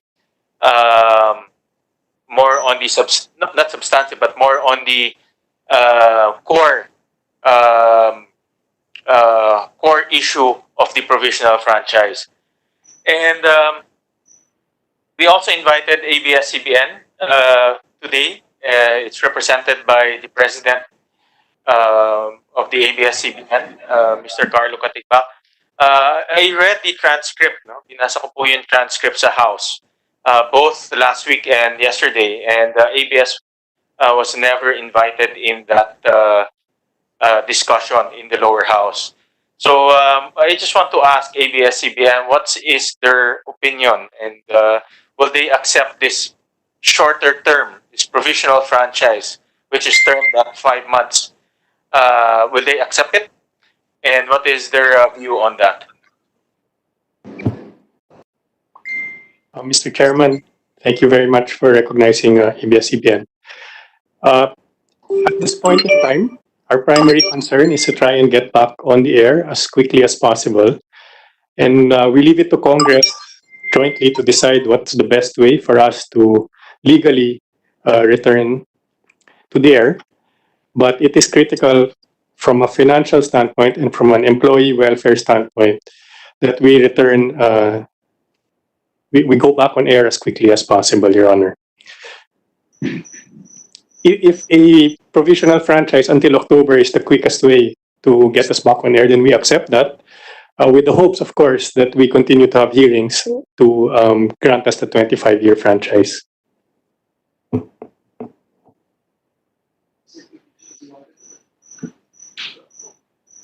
Go ahead, Mr. Catigbac. Yeah, sorry, I just test this if I can be heard, Mr. Chair. Yes, I can hear you. Okay.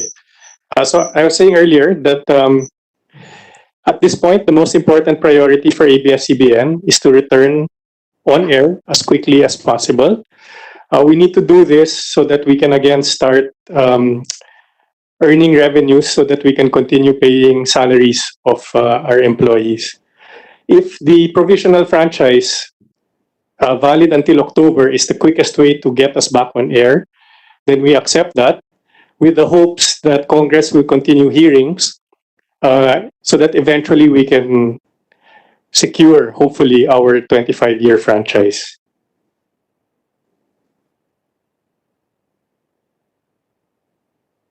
Mr. Chairman. Are you... Mr. Chairman. Mr. Catigbac? Mr. Chairman.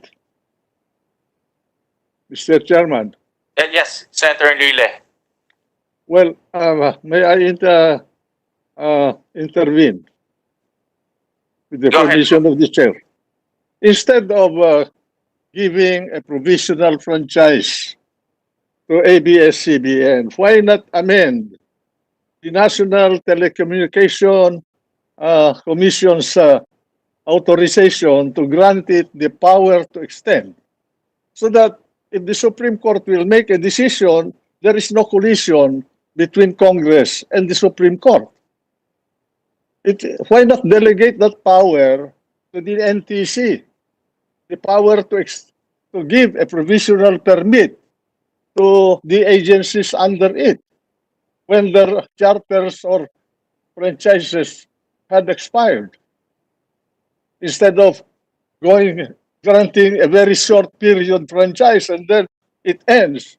And if the matter is not resolved with finality, then you will extend again. You will be tinkering with the Constitution as if it were a statute. Thank you, Senator. Thank you. To Mr. Katigbak again, so, ngayon hindi kayo nag-ooperate, yung mga empleyado ninyo ay sumisweldo pa rin? Your Honor, when we were taken off the air on May 5th, we made the commitment to our employees, given the difficult economic situation following COVID-19. We made the commitment to them that we would not take away any jobs for 3 months. We continue to lose a substantial amount of money every month, Your Honor, and I'm afraid that if we cannot get back on air soon, by August, we may already have to consider beginning a retrenchment process, Your Honor, Mr. Chair. So from now till August, you have committed to your employees that they will be receiving salaries and everyone will be maintained as employed. That's right, Mr. Chair, because we decided that it would be very difficult for any employee that was laid off to find another job in this current situation. And we felt it would be very, very painful to put our employees out on the street without them having an idea as to how they could continue earning a living and continue to feed their families, Your Honor. But unfortunately, we cannot make that commitment open-ended because we are also limited by financial constraints.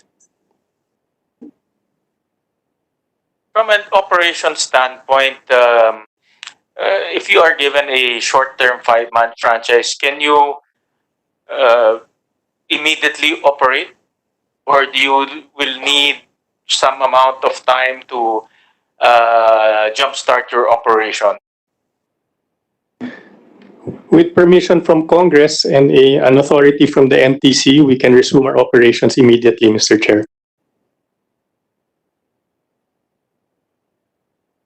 Senator Tolentino.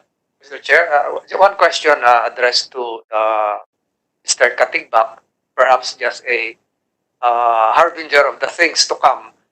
We've heard a lot of news emanating from the House that there would be a 10% fee that would accrue to the government in terms of the advertising. So we've been hearing of new things that would probably, and this is very conjectural. I'm not saying that a provisional or a franchise would be granted, but looking at our chair, Senator Gatchalian, we've been trying to wrestle on the new normal for basic education. We've been trying to ask the PTB4 and perhaps IBC 13 to be part of the new mode of delivery for educational services, learning tools. Would ABS-CBN, if ever granted a franchise, be willing to provide the Department of Education in providing modules for far-flung areas in the Philippines, especially with the social distancing requirements right now, with the inability of teachers to provide new learning tools? Would ABS-CBN be willing to help assist the Department of Education in providing basic quality education for our learners and students? Your Honor, Mr. Chair, soon after the COVID-19 pandemic hit, our management team got together, and one of the initiatives we decided to pursue was to create a team that would focus solely on using our media assets for education and for child development. So our answer is yes, absolutely. We are willing to help the government in creating an educational program under the new normal.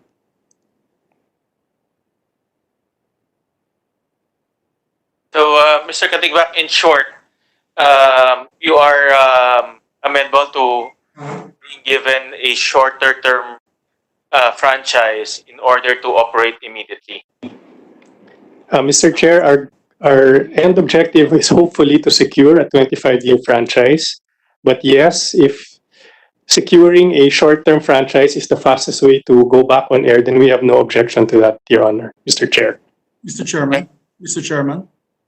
Thank you. Mr. Chairman. Senator Zubiri? Yes, thank you, Mr. Chairman. Mr. Chairman, may I just ask Mr. Carlo Katigbak a few questions just to clarify. Mr. Chairman, I'd like to ask Mr. Carlo if Mr. Katigbak, if there is a threat of you losing your frequencies due to the non-action, let's say, of Congress, if there's a delay, because I know, Mr. Chairman, coming up with a franchise renewal or even application for franchise, we know is a very difficult process as it is already. Is with applying with Congress and the Senate, but even a more difficult process is accessing frequency, and that is why there's free TV frequencies allotted and radio frequencies allotted to these companies who have congressional franchises. However, if they lose the frequency, technically they'll be starting from scratch. Am I correct, Mr. Katigbak? That's largely correct, Mr. Chair. We have built a national radio and television network, and the transmitters were built around the frequencies that were granted to us.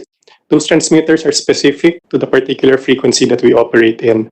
So yes, if we lose the frequencies that are assigned to us, it will be another substantial investment in equipment and time before we can get back on air, Your Honor, Mr. Chair. Yes, Mr. Chairman, and it could also mean that if you lose your frequencies, for example, your radio frequency at 630 in AM, I know the AM frequencies are already quite full, including the FM frequencies are already quite full. So if that is taken away from you, the most likelihood of you being able to get another frequency would be very difficult. Is that correct, Mr. Katigbak? In my opinion, that's correct, Mr. Chair, and that doesn't just apply to radio. The analog broadcast frequencies are also almost all taken up already, Mr. Chair. So, Mr. Chairman, to Mr. Katigbak, there is a dire need to be able to have a franchise immediately so that you may maintain these frequencies from the National Telecommunications Commission. Is that correct, Mr. Katigbak? I agree with you, Your Honor, Mr. Chair. Yes. Therefore, there really is a need, Mr. President, Mr. Chairman, to act on the particular petitions of ABS-CBN due to the fact that they will not just lose operations, but they may also lose their frequencies, which I feel is not fair. Unless their franchise is outright rejected or vetoed, then we should give them a fighting chance to be able to continue their operations, Mr. Chairman. And thus, I am in the opinion that, of course, I would like to give or to grant or to move later on, once the House version is here, to grant a longer period of 25 years, which is the pro forma measure that we actually take up almost all the time. But in the due to the circumstances, if the House passes a shorter franchise, as long as it, for me, in my personal opinion, it does not go lower than a year, Mr. President, for them to be able to vent out their problems with our colleagues in the House of Representatives or answer the issues of the House of Representatives. And I point to the fact, Mr. Chairman, that at least no less than a year, because if you grant at 5 months today, if we look at our calendar, we are at Synergy break on June 4. We start our break. And then we come back on July 27, technically, for the State of the Nation address of the President. Technically, you lose a month and a half. And then you come towards the season of the typhoon season, rather. And we will be always hampered by the difficulties on whether at that time we'll be, of course, focusing on the rescue and relief operations, as well as the budget, which will be tackled during that time. So I think in practical terms, Mr. Chairman, if the House of Representatives, and I'm just being presumptuous at this time because we don't know what the discussions will be this afternoon or tomorrow, but if they do pass a 5-month period, and I will not dwell on the word provisional, because we can call it whatever we want, and as mentioned by our distinguished luminaries, as long as it complies with three requisites of the Constitution, which is it has to be Filipino-owned, 60% of it, Filipino-owned and organized. Number two, it cannot be exclusive. It shall not be exclusive. And the period is no longer than 50 years. As long as we don't go against these requisites of the Constitution in Article 12, Section 11, and we can come up with a shorter law. Case in point, the Bayanihan law that we passed recently only has a 3-month lifespan. But on my personal opinion, Mr. Chairman, rather, we should at least grant them a bit longer than the 5 months being required and requested, so that they have time to ventilate issues with the House of Representatives. At the same time, continue their operations, Mr. Chairman. That is my humble opinion. Thank you, Mr. Chairman. Thank you, Senator Zubiri. And that's why this measure is really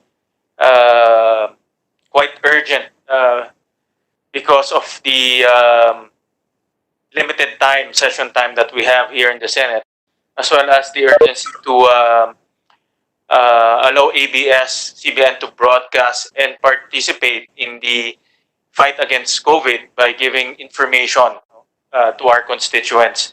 Yan po para sa akin ang pinaka-mabisa sa ngayon na malaman po ng taong bayan kung ano yung gagawin nila at anong iiwasan nila.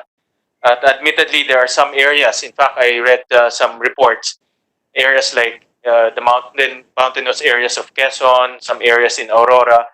ABS-CBN is the only network, or DZMM is the only network that can reach that far because of their technology. And itong bagyong Ambola nga, dahil hindi ho sila nakakuha ng balita, hindi ho sila nakapaghanda ng mas mabilis. So there's really a sense of urgency in tackling this measure. And I was conferring with Senator Lacson earlier, the process being employed here is to give ABS-CBN a provisional franchise or a shorter-term franchise, but the original 25-year franchise will still be discussed, and the substantive issues there will still be debated and will still be discussed at the committee in the House of Representatives. So para pong ang mangyayari, para lang maka-operate na ho ang ABS as soon as possible, bibigyan muna ng maiksing prangkisa, pero itutuloy pa rin po yung pagrinig ng original na prangkisa. And with that, I'd like to ask our members if they have any more questions to propound. To Senator Bato. Thank you, Mr. Chairman. May I ask this question to Senator Enrile, sir? Granting that this provisional franchise of 5 months be made into law, then subsequently, the 25-year franchise will also be made into law. Ang gagawin ba natin is ibabawas itong 5 months from the 25 years na ibibigay sa kanila?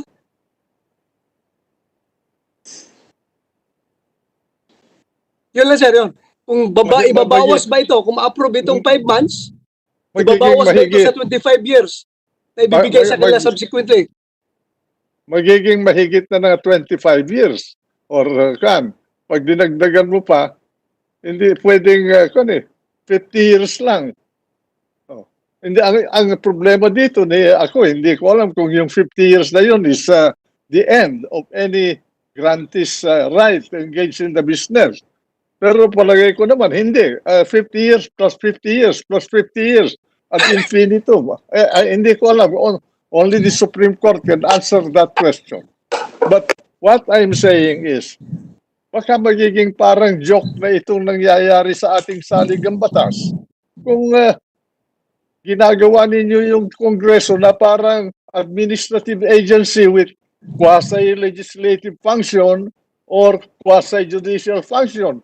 Kaya sinasabi ko, mas mabuti siguro i-amend the law creating the NTC and delegate the power to grant a provisional permit or whatever it is to the expiring franchises so that Congress can perform its function to grant the normal periods for the franchises so that hindi magkakagulo na ganito. Thank you, sir. Thank you. Thank you. Mr. Chairman, may I? Mr. Chairman. To the related to what Senator De La Rosa asked, it has come to my attention that indeed the frequencies being held by networks, rainbow television, there is a certain limit to it. Are we aware of is that a provision of law that you're supposed to surrender the same frequency after 50 years of continuous use? Is our resource persons aware of this?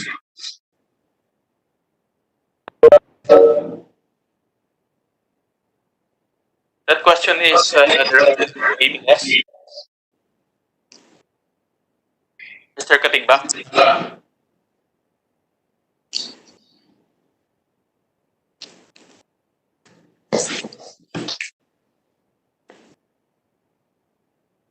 Mr. Katigbak, can you reply to the query?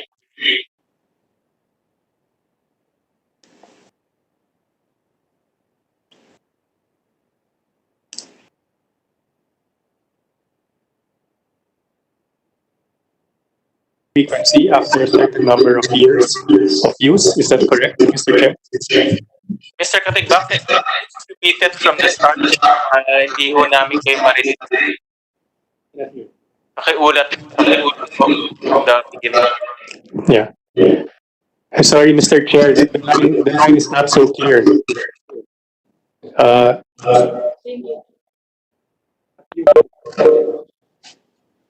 I think galing dyan sa floor yung problema ng ng audio. Yeah. Test.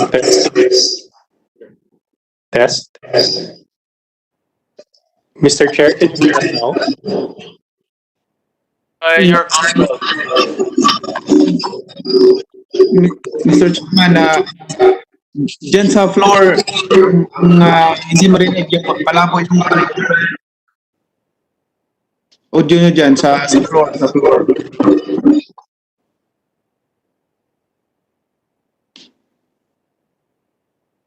There is some kind of floor. One of the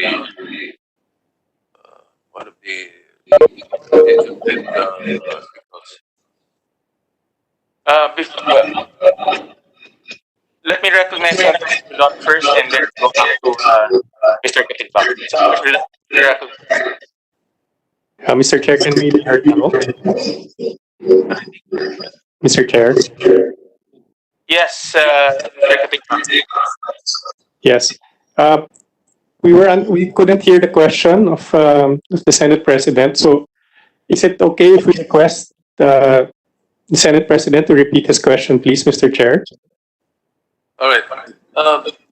I don't know how long you've held the frequencies, no? And I understand that there is a certain limit to the number of years a frequency should be held by any network or radio station. If that is correct and that is true, is it correct to say that you are supposed to surrender the same frequency after 50 years of continuous use? Is that a rule of the NTC or a law? Mr. Chair, Your Honor, we are not aware of any such rule in the NTC or any such law in existence. Thank you. Senator Drilon is recognized. Senator Frank. Yes, just 2 points in response to the query of my colleague, Senator De La Rosa. Assuming that that the franchise is a new franchise is only for 5 months. When we come again in October, presumably to act again on a regular 25-year franchise, the 5 months can be added to the 25 years. It can be deducted. That is all up to us because our powers are plenary and we're only limited by the 50-year limitation on the Constitution. We can do anything, include whether or not we include or exclude the 5 months that we are now considering. Second point, with all due respect, I cannot concur with the view of former Senate President Senator Drilon to delegate the power to issue franchises to the National Telecommunications Commission. We are aware that in our statute books are examples of when Congress delegating the power to issue franchises to administrative bodies. That is a matter of policy on the part of Congress, and insofar as this is concerned, we take the position that that it is not consistent with public policy to delegate this power to an administrative agency. It involves a constitutional exercise of a constitutional right, the freedom of speech. I would feel very uncomfortable to delegate this to the NTC, especially given our recent experience with the way NTC reneged on its promises to Congress to issue a provisional authority consistent with the practice in the past. Thank you, Mr. President. Thank you, Senator Drilon. Senator Pacquiao. Mr. Chairman, may I react to... Thank you, Mr. Chairman.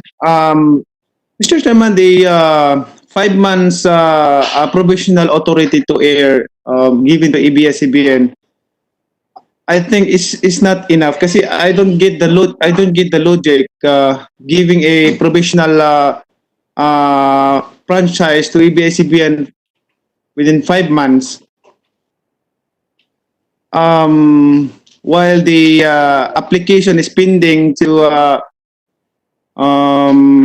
lower house in Congress.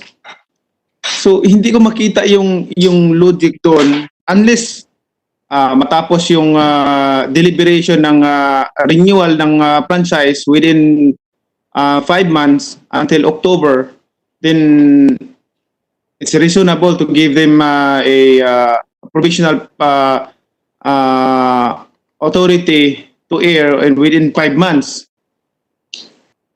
Sa akin lang, magiging doble yung trabaho natin if the process in lower house for a renewal is not yet done until October 31. Hindi matatapos.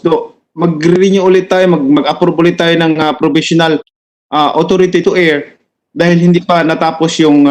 so magiging doble yung trabaho natin na unless na kung pwede naman natin bigyan sila hanggang sa matapos itong Congress na ito, itong the whole 18 Congress, hanggang matapos yung unless the Congress will turn down the renewal of the franchise.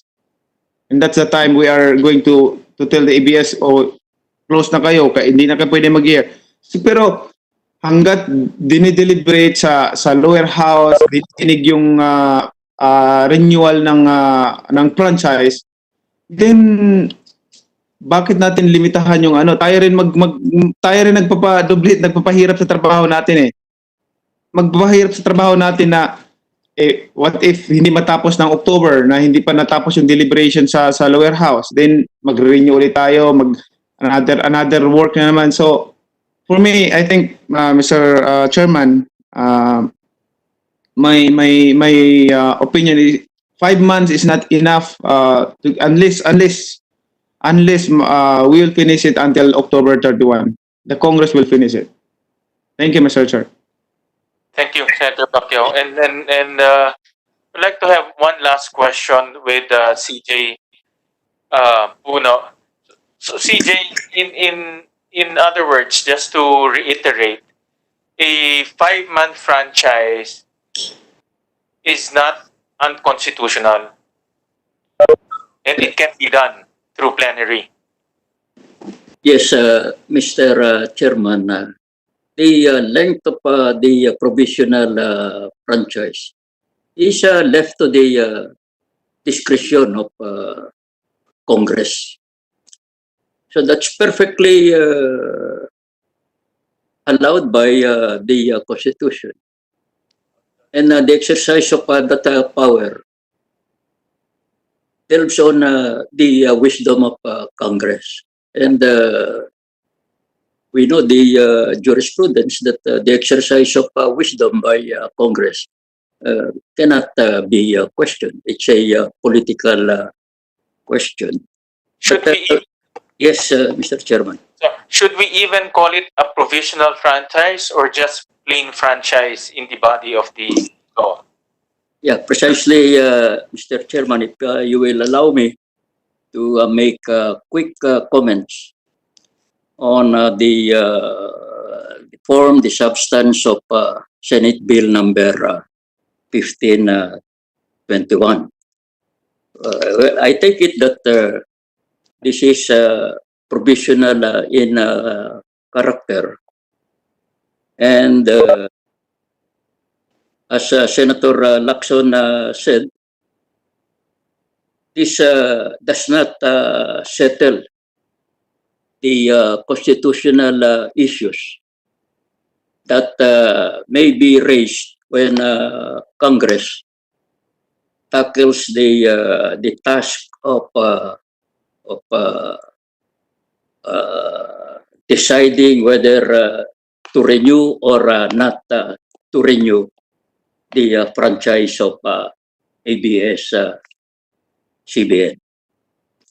In other words, this is just an interim measure, a provisional authority whose purpose, whose objective is to preserve the status quo. Now, proceeding from that premise, I'm reading this Senate Bill number 1521. I find it quite strange, Mr. Chairman, that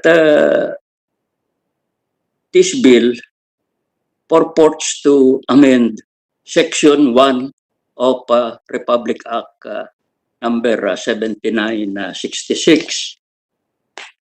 This is quite strange to me because we are amending a section of Republic Act 7966, which is already a dead law. 7966 is passé. It's no longer in existence. So I feel it quite inappropriate to amend a provision of a dead law. Perhaps this Senate bill should stand as a bill, as a law in itself.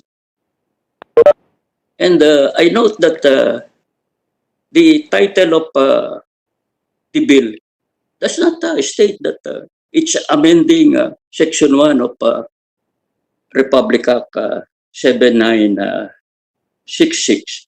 Perhaps that should be expressed in the title if that is really the decision of the Senate. Then number two, Mr. Chairman, as worded, the provisional franchise given is to construct. To me, this does not merely preserve the status quo. Perhaps it should be quite clear in the bill that this is just a provisional order to maintain the status quo, to maintain the frequency given to ABS-CBN. But to include in this provisional authority, the power to construct is to be not in accord with the purpose just to maintain the status quo. And then there is a section here, separability clause. There is no need for a separability clause. There is just essentially one provision in Senate Bill number 1521. So maybe we can take away this separability clause. That is all, Mr. Sep. Before let me give some quick response to the observations of the former Senate President Enrile and the reaction of Senator Drilon. There is the proposal that Congress should just, give the power to issue this provisional authority to the National Telecommunication Commission. Well, I see some legal difficulty there. The provisional authority is part of the lawmaking power of Congress. And we know that the power to make laws cannot be delegated to any other body or an agency like the NTC that belongs to the executive department. And then number two, it's not entirely correct to say that it's only exercising legislative powers. You look at the architecture of our Constitution. Yes, Congress essentially has that power to enact laws. That is the principal power of Congress. But look at the Constitution. Congress is also given the power to exercise non-legislative powers. For instance, when it conducts an investigation in aid of legislation, the conduct of an investigation is not strictly legislative. When Congress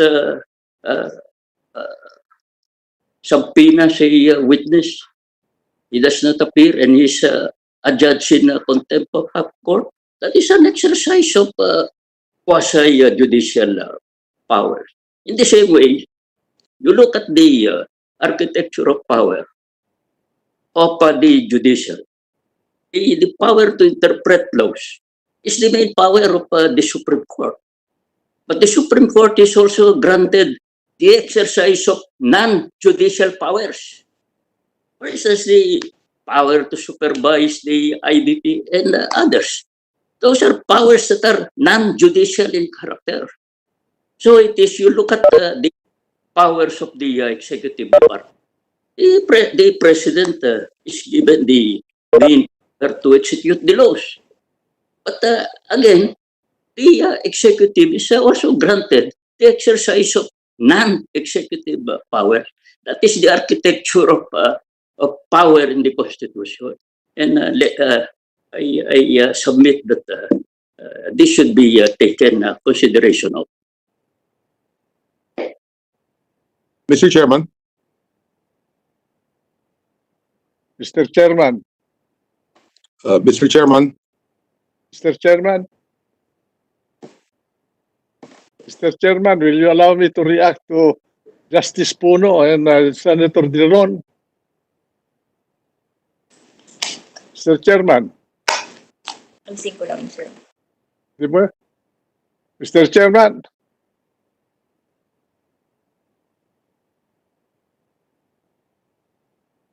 Mr. Chairman. Gentlemen, I believe this is Senator Zubiri. I believe that the Mr. Chairman. the session hall can't read us clearly. Mr. Chairman. Mr. Chairman. I think they lost it. Mr. Chairman. Naka-off yung audio ni ng floor. Naka-off yung audio nila.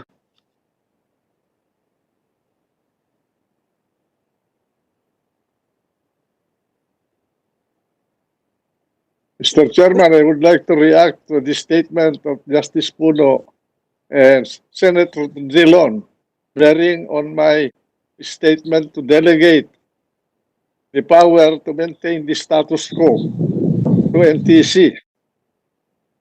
Yes, sir. Go ahead, Senator Enrile. Now, I did not suggest, and I know that I cannot suggest that legislative power must be delegated to the NTC. What I was saying is to delegate the power to extend the operation of ABS and CBN in order to maintain the status quo and so that Congress will have the time to deliberate on the pending bill to extend the franchise or not to extend the franchise. They have misunderstood my suggestion. Please do not put something in my mind that is not there. I'm not delegating legislative power. I'm just telling you that amend the powers of NTC so that in a situation like what we have, which is a situation of first impression, they can extend the status quo in order to protect the interest of the business organization and its employees until Congress can finally make a decision. All right. Thank you, sir. Thank you, sir. Mr. President. Well taken, and we'll take note of that, sir. Senator Recto, and then Senator Aquino. Yes, thank you, Mr. Chairman. Mr. Chairman, I just wanted to put on record some of my observations. First, nothing prevents the Senate from extending the franchise beyond 5 months or even to adopt the 25-year normal length of a franchise. No? In this situation, we understand the reason why it is in October as far as the House is concerned. No? But assuming they pass that at October, but nothing prevents us in the Senate passing a regular franchise similar to what we've given to other TV stations or broadcasters, meaning to say it is 25 years. Then in the BICAM, there is still a process to follow. For all we know, we would be able to convince our colleagues in the House to once and for all address the issue and extend the franchise by 25 years. Now, it is also possible for political reasons that they convince us na hanggang October lang muna. Okay? So having said that, Mr. Chairman, I just wanted to put that on record that these are part of our options to hopefully once and for all settle this issue. Because even if we extend it for 1 more year, we will come back to this issue after a year. So maybe that is part of our option to pass a franchise 25 years, take it to the BICAM, then find out from our colleagues whether they are amenable or not. So it's just that, Mr. Chairman. Thank you very much. Thank you, Senator Recto. Father Aquinos, recognized. Father. Father,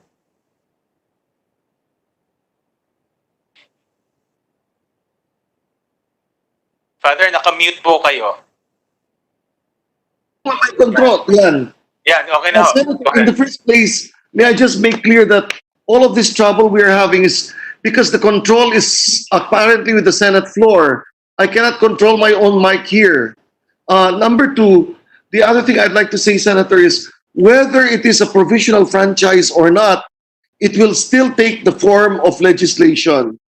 And so even if it is for 5 months or 6 months or half a year or a full year, it will have to take the form of legislation. I can see, at first I myself asked that question, why not yet a full franchise? But if there are outstanding issues that must yet be resolved and questions that the Congress or one of its chambers might like to be clarified about before it passes the final franchise, I can see the usefulness of granting a franchise that lasts for only, 5 months or 6 months or half a year. I also wish to register my concurrence with Chief Justice Puno that there is no point in amending the original charter of ABS-CBN. What will happen is that Congress must pass a new law which embodies the so-called provisional franchise. And with that manifestation, Your Honor, I respectfully ask to be excused now as I must attend to some other thing, thanking the Senate for having given me this privilege to address you all. Thank you, Father. Thank you very much for your participation and your comments. Senate President? Yes, thank you, Mr. Chairman, and again, thank you to Father Aquino. Just a short rewind to the original question on the issue of frequency. Would like to ask ABS-CBN, perhaps Carlo or Attorney Mayo may be able to answer. It has come to my attention also that the NTC, in their cease and desist order given to you, they had a clause asking you for a show cause order on why the frequency should not be recalled. I think you were given 10 days. Have you answered their order already? Mr. Chair, may I request that Attorney Bautista be recognized? Yes, Attorney Bautista, you're recognized. Thank you, Your Honors.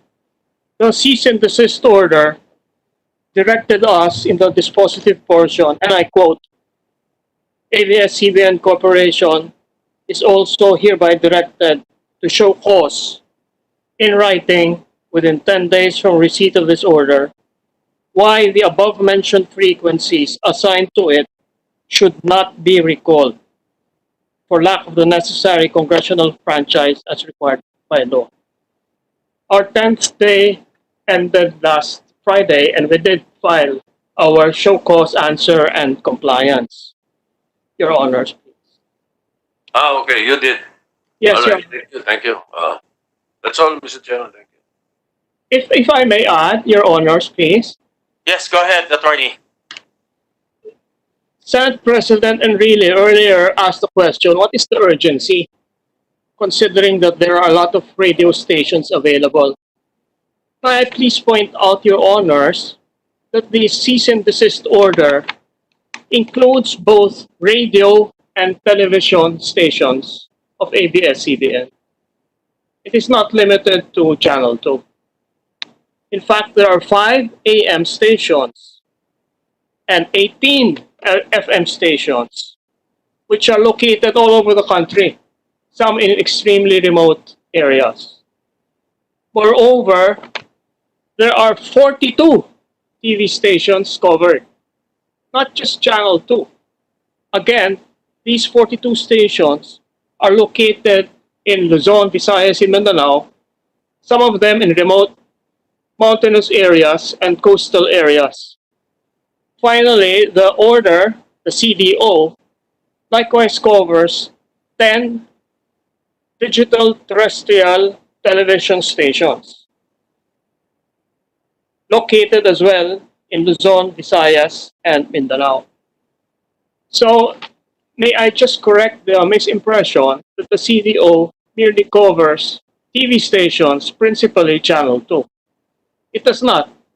It covers the frequencies which are listed in the CDO order, and that highlights the urgency of our getting the franchise or getting back on the air for the reasons mentioned by Mr. Katikbak. Thank you, Your Honors. Thank you, Attorney. Any more questions from the body? Senator Angara. Thank you, Mr. Chair. I just want to confirm, maybe with our more experienced colleagues in the Senate, if it was really the practice to allow it seems, because I was furnished information that even in cases where franchises had lapsed, there were franchises, namely the CBCP franchise, Subic Broadcasting, Philippine Telegraph and Telephone Corporation, and Globe Innove Islacom, where they were allowed to operate up to the end of the congressional term or up to the point where the franchises were granted legislatively. So if that is the logic, if that is the existing practice and tradition, then it would make sense to allow ABS-CBN to operate till the end of the 18th Congress. I want to solicit the opinion of our more experienced colleagues who perhaps have dealt with these questions in the past.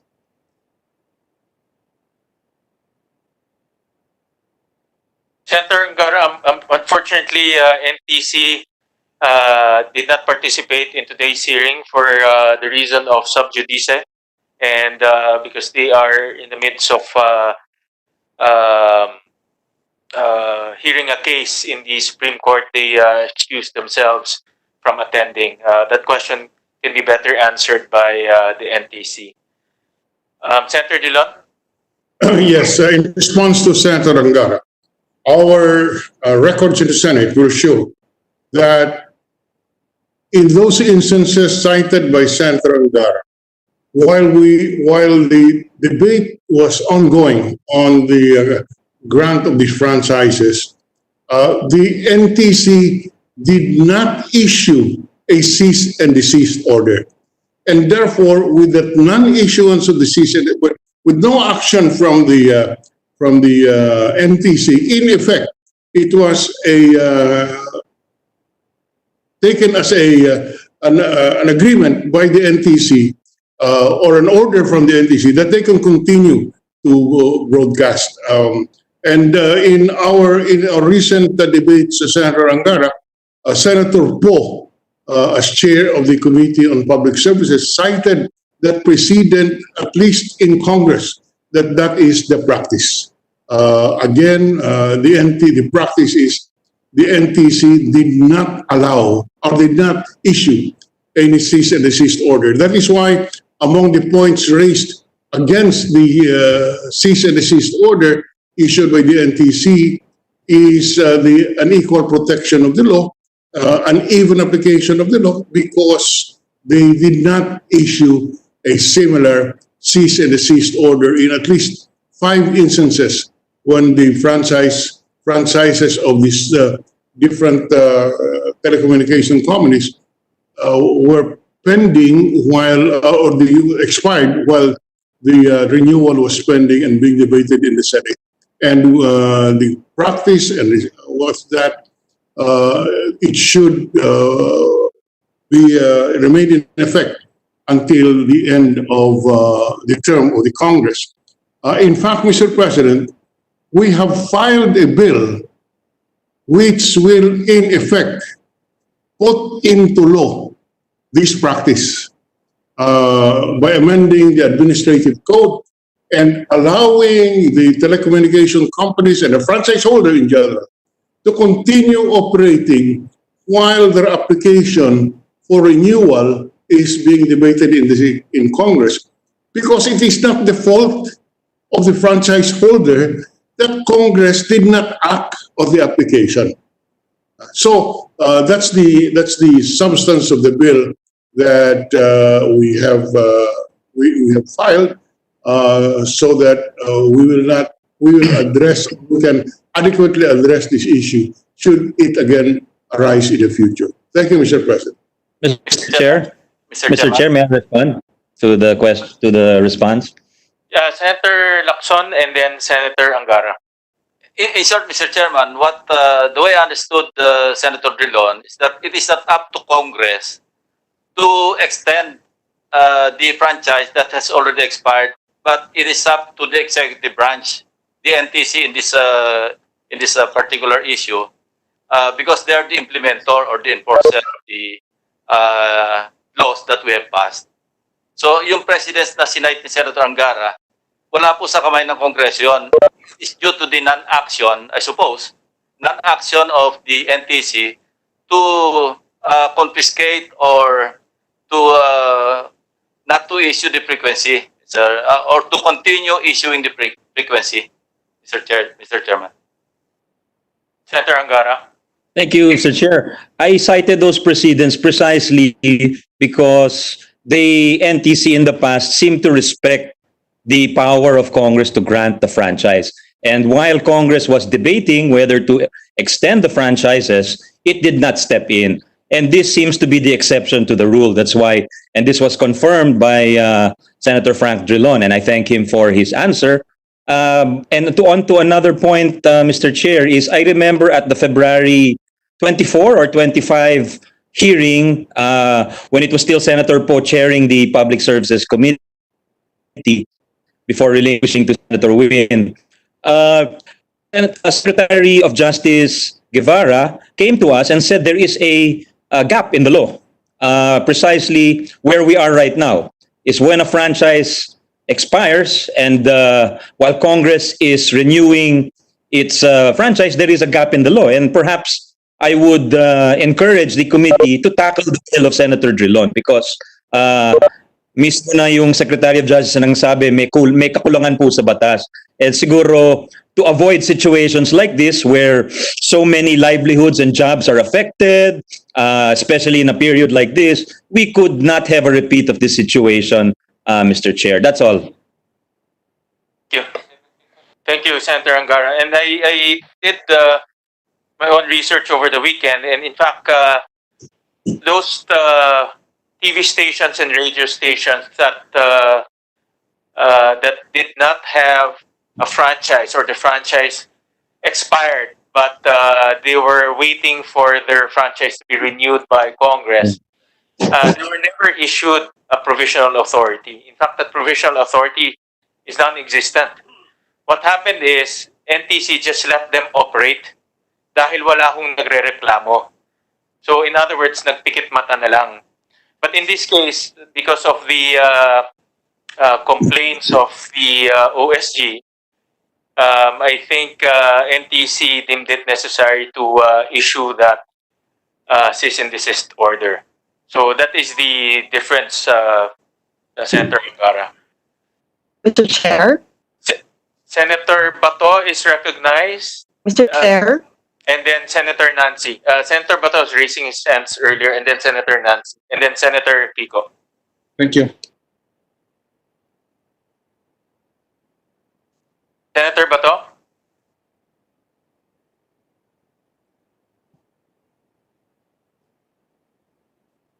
Senator Bato?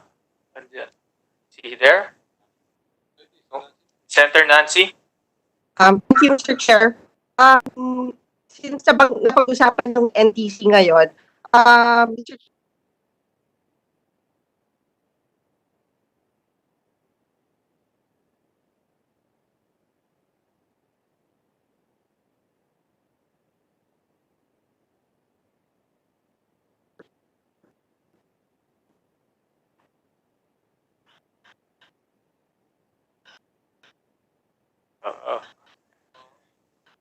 Sayang, mamimim na naman si Senator Nancy.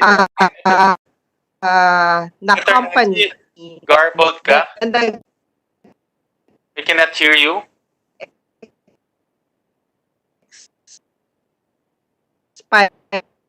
Senator Nancy, garbled ka? We cannot hear you, Senator Yun Nancy. lang po, Mr. Chair. Chairman. Senator Nancy. Wala. Senator Kiko, you recognize? Yes, thank you, Mr. Chairman. May I just be clarified as to the earlier manifestation of the chair that the NTC did not appear in today's hearing, and they are invoking sub judice as basis for the Chair. content? Yes, Senator Kiko. We received a letter precisely invoking that rule, Senator Kiko. Yes, Mr. Chairman. I believe invoking such a or using such a reason that there is a pending case to evade or avoid a congressional hearing, I think is unacceptable, Mr. Chairman. Otherwise, given all the cases that are pending before various courts against government agencies or its employees, they will all invoke sub judice in order to avoid attending Senate hearings. And I believe legislative precedents will bear us out that such an invocation has not been recognized or has not been given weight by the Senate in previous hearings in previous Congresses. For the record, Mr. Chairman. Senator Kiko, I understand from the other members that the actual hearing, the hearing itself, is today. And they are mandated to appear on those hearings. But nevertheless, we will take note of your manifestation, and we will monitor closely the proceedings in the Supreme Court. And during the next hearing, if warrants, we will mandate them to appear in the next hearing. Yes, thank you. And this should be, the message as well to all other government agencies or entities that will be called before the Senate in future hearings. We will not acknowledge or we will not recognize that as a valid ground to refuse attending hearings in the Senate. That there is a pending case. We have not done that before, and we will not be stymied by such invocations now and in the future. Thank you, Mr. Chairman. Thank you, Senator Kiko. Mr. Chair? Nancy, pakiulit po, Nancy. Okay na? Magmask ka raw, sabi ni Senator Ping. Mag-mask ako para... Mr. Chair? Biro lang yun. Go ahead. Thank you, Mr. Chair. Just for submission sa NTC, ng listing kung aside from ABS-CBN, meron pa silang inisyahan ng cease and desist order. Yan lang po, Mr. Chair. They are not here, but we will send them a letter upon your send them a letter containing your request para po ma-submit po sa committee before the next hearing. Thank you, Mr. Chair. Mr. Chairman. Thank you. Mr. Chairman. Senator Miggs will recognize Senator Risa first, and then Senator Zubiri. Okay, yes. Go ahead, please. Thank you, Mr. Chairman, and salamat din, Majority Leader. Video? Oo. Okay, sorry. Thank you, Mr. Chairman. And salamat kayo po, Majority Leader. So I'll go straight, Mr. Chairman, dun sa finlag ko kaninang mga tanong towards a pro-worker franchise for ABS-CBN. We recently received a letter from the National Alliance of Broadcast Unions, or NABU, signed by its president, Generoso Villanueva Jr., requesting that pro-worker provisions be included in any legislative franchise granted to ABS-CBN. NABU, Mr. Chairman, represents workers in media outlets across the country, including the ABS-CBN Rank and File Employees Union. ABS-CBN has cited the welfare of its employees countless times in its fight for the granting of its franchise. And may note of urgency pa rin because earlier, or reportedly, no, Mr. Carlo Katigbak mentioned that they're considering retrenchment after 3 months if they are unable to return to broadcasting. So itong pressures talaga, Mr. Chairman, both on labor and on business, no, under these kinds of circumstances. So yung unang tanong ko, Mr. Chairman, paano masisigurado ng ABS-CBN na mas mapapangalagaan nito ang kanyang mga empleyado? Now, given that 3 months is a time horizon na medyo kailangan na nating tignan, no, if we don't resolve this question of the franchise. So that's my first question, Mr. Chairman. Is that directed to ABS? Yes, Mr. Chairman, addressed to ABS. Paano nila pino-foresee mapangalagaan yung kanilang mga empleyado given the current situation and given that 3-month time horizon that they've been probably forced to see and that they have communicated to the public, Mr. Chairman. Mr. Katigbak, you're recognized. Please answer the question. I think at this point in time, we feel that we're already giving them pay and benefits that are above what the government has mandated and are above what the industries are at or above what the industry is paying. Right now, we're facing two very painful dilemmas. The first one is that the business has suffered significantly when COVID-19 hit. And the second one is that we're now off the air. And so we're hardly generating any revenues. We commit that we will continue doing whatever we can to take care of our employees, to continuously better their compensation as the business improves. It's just very difficult for us to have that discussion today, Your Honor, Mr. Chair. I hope you understand, given the fact that we're facing two very significant business challenges.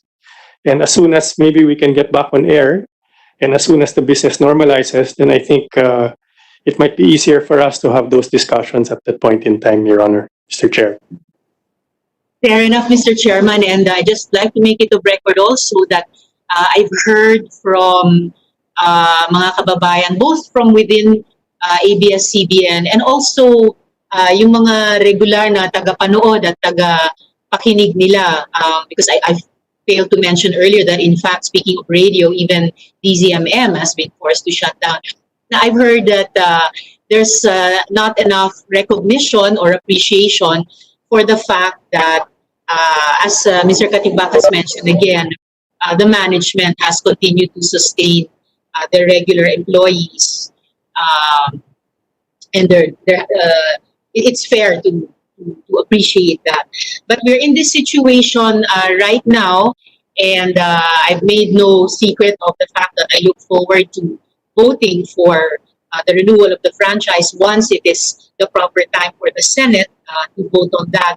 So I need to ask additionally questions related to the possibilities of pro-worker franchise na hindi rin naman bago na sa mga resource persons natin sa ABS-CBN, because I also raised this in the previous hearing of the Senate Committee on Public Services. So questions and possible amendments at the proper time related to concerns like paano masisigurado ng ABS-CBN na mas mapapangalagaan pa nito ang kanilang mga empleyado, paano itutuwid ng management ang mga ulat, gaya ng benepisyong eksklusibo lang daw sa ilang regular na empleyado, tungkol sa mga talent na arawan, kung bayaran, kaya lantad sa extended working hours, and mga talent na ilang taon na sa serbisyo pero nananatiling program-based ang Estado. So in relation, Mr. Chairman, to these and similar concerns, I'm thinking ahead, since this is, as the Chairman said at the beginning of the hearing, anticipatory, clarificatory hearing. Would the sponsor be amenable at the proper time to a new provision inserted perhaps prior to Section 11? And I'm referring, Mr. Chair, to Senate Bill number 1521, a new provision inserted prior to Section 11, guaranteeing the rights of ABS-CBN's employees to self-organization, regularization, expression, a living wage, and other such benefits, Mr. Chairman. Just for purposes of discussing the possible, no? Anticipating the best case scenario that indeed ABS-CBN's franchise will be renewed. So what would be the possibility, Mr. Chairman, of such a new provision, Mr. Chairman?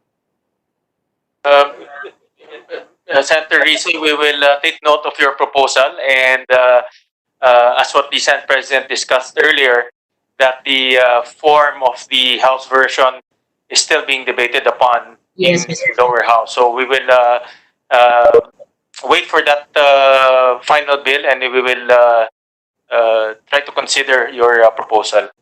Thank you, Mr. Chairman. If the chairman will just allow, I'll put a second and last question of that nature on the record para nga po mapag-usapan natin ulit at the proper time once matanggap na po natin yung House version. And this second and last question, Mr. Chairman, is maaari rin po ba natin sila, meaning ABS-CBN, anticipating the renewal of the franchise, maaari rin po ba natin silang i-require na magkaroon ng kahit isang independent union-appointed director na uupo sa kanilang board of directors at o uupo sa kanilang MANCOM. And lastly, for this after this noon, Mr. Chairman, would the chairman allow me please to address a related question to former Chief Justice Puno about these questions of mine on a pro-worker franchise for ABS-CBN. Mari po ba, Mr. Chairman? We will direct Mr. Katigbak to take note of that. He doesn't need to answer that for now. Again, we will have to wait for the final form of the House version to be able to see if we can insert such a suggestion. But I understand, Mr. Chairman. For the record lang muna today. Opo. Pero may I ask one final question to CJ Puno in relation to these questions? Yes, go ahead, Senator. Thank you, Mr. Chairman. Chief Justice Puno, magandang tanghali po sa inyo. Yung tanong ko po sa inyo, is there any precedent, or for that matter, is there any restriction on requiring that a franchise observe certain labor standards or in fact allow workers' representatives in management boards or management committees like a MANCOM or yun nga po, management committee? Meron po bang precedent o meron po bang restriction kaugnay sa ganitong mga provisions? Thank you for the question. Let us just proceed from the premise that a franchise is a mere privilege. There is no absolute right on the part of any person, the part of any institution, to the grant of a franchise. So, proceeding from that predicate, Congress has all the powers to impose conditions or conditionalities in the law granting a franchise or a provisional order of authority. As long as the conditions do not violate the Constitution, and I do not see how these pro-labor provisions will violate the Constitution. In fact, you look at our Constitution, the spirit of our Constitution is pro-labor. In other words, I do not see any constitutional impediment if you require these conditions. Thank you very much. Thank you very much, Chief Justice Puno, at salamat, Mr. Chair. So, lastly, in relation to those questions and the advice of Chief Justice Puno, again, anticipating the future hearings here in the Senate once matanggap na po natin yung House version, I think if at the proper time matanggap man itong mga proposed amendments ko, then compliance with these provisions could then be made part of the network's annual report to Congress. At gaya ng iba pang mga isyung legal laban sa ABS-CBN na nilinaw nila nung nakaraang hearing ng Senate Committee on Public Services, halimbawa yung mga issue na ni-raise sa warrant to petition ng Office of the Solicitor General, ay napapanahon na rin naman na tuwid sagutin ng network yung mga labor issues na ipinupukol sa kanila. At sa usapin ng franchise, after all, kasama nilang nakikipaglaban. Hindi lang tayo mga manonood, kasama nilang nakikipaglaban ang kanilang mga empleyado simula hanggang dulo. So in return, it's equitable to ask ABS-CBN to further advance the rights of its workers and further put their well-being first. And lastly pala, Mr. Chair, again, just for the record, I will ask this question at the proper time when we consider possible amendments, similar to the franchises granted to Channels 7 and 5. I will ask at the proper time if the good sponsor would be amenable to inserting a dispersal of ownership provision requiring the network to provide a portion of the company's stock to its employees as part of their compensation. And if so, this could count against the 30% of the company's stock that has to be offered. Finally, Mr. Chair, I really believe that if a substantial part of the network is owned by its own workers and employees, this will help shield the company from political intrigue and chicanery moving into the future under a renewed franchise. So maraming salamat, Mr. Chair, at sa lahat po na ating mga resource persons. Mr. Chairman. Mr. Chairman, of course, we can always consider the proposal of our colleague, Senator Riveros. But may I call your attention to Article 20 of the Constitution, Section 11, which is on national patrimony. There are conditions set by the Constitution on franchises. It's only limited to 3. Mention that more than 50 years. Franchise is not exclusive in character. Franchise is granted under the conditions that is subject to amendment, alteration, and repeal by Congress when the common good occupies. So, with that in mind, perhaps the committee can look into the suggestion. But then again, very clear in the Constitution, we alter a franchise as we've done before, then we have to alter all the other franchises once it gets to us. That was what the practice that we have done as Congresses. So pag naglagay tayo ng bagong provision sa isang franchise ng isang network or radio station or whatever, all the other franchises must have it, must have the same. All right. So with that as a reminder for the committee, perhaps may I just go to a one more point to the question on the ABS. There are some observers that have been asking us that we should ask you the number of employees that you have. I understand in the last hearing already you were able to submit the number of employees. You had regular employees, I think about 5,000. Is that correct, Carlo?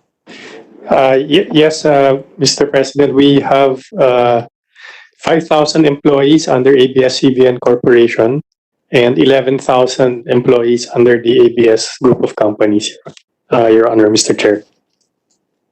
All right, and then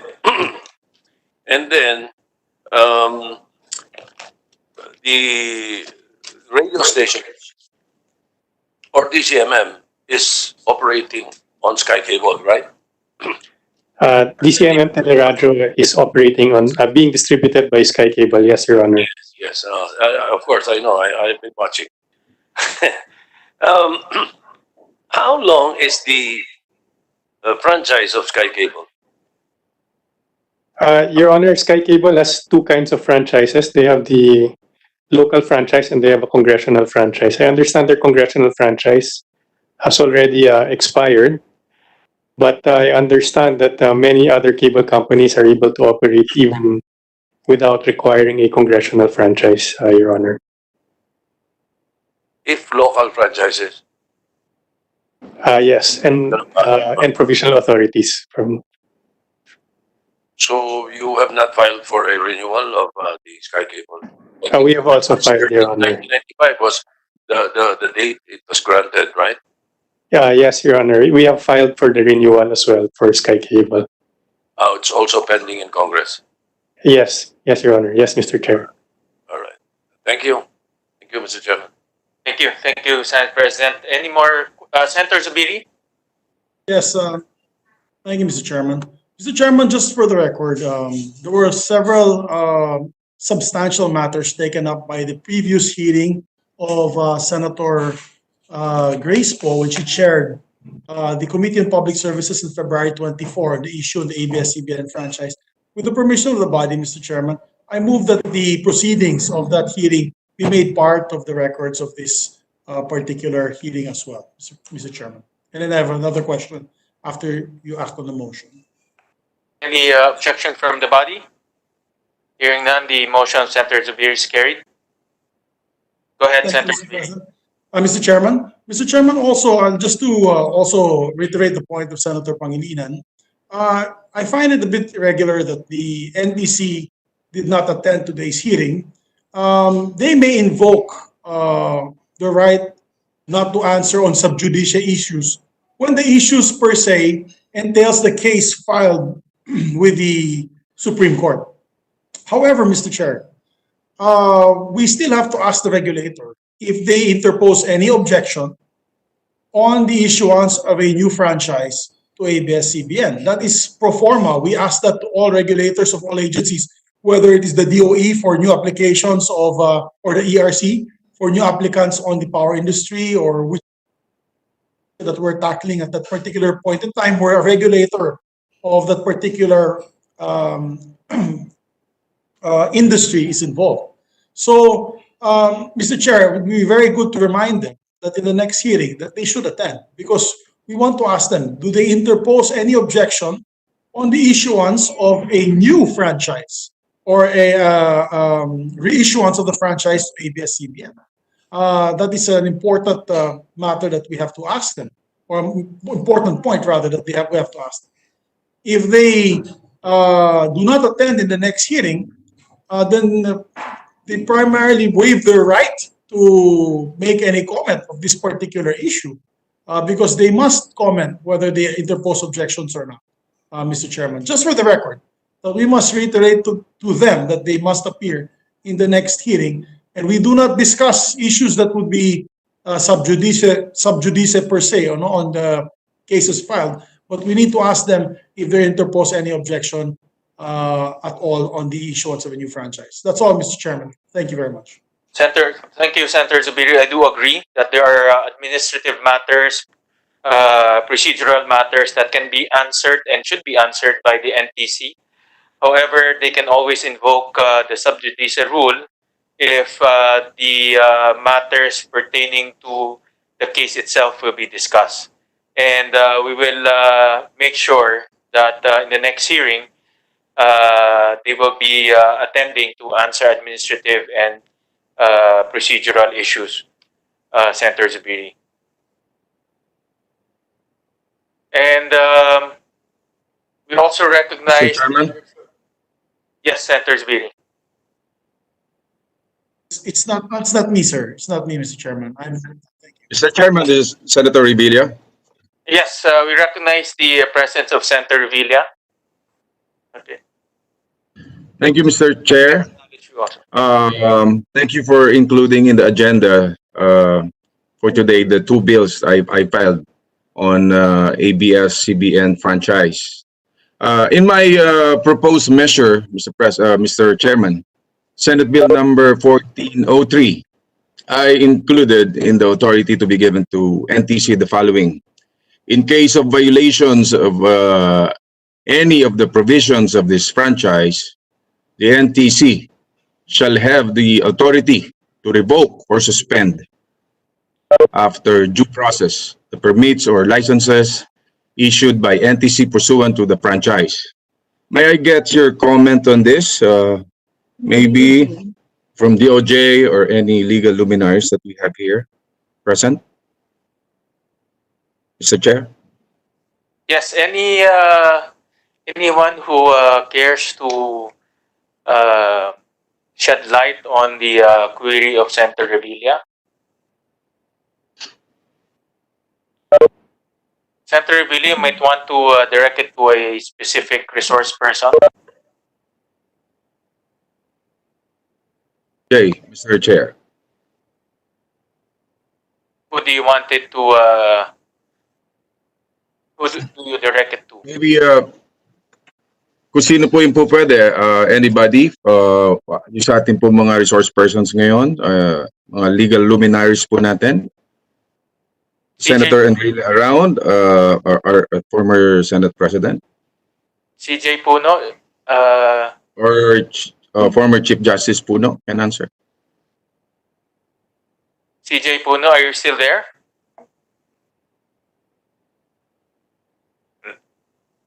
Or former Senator Enrile, are you still there?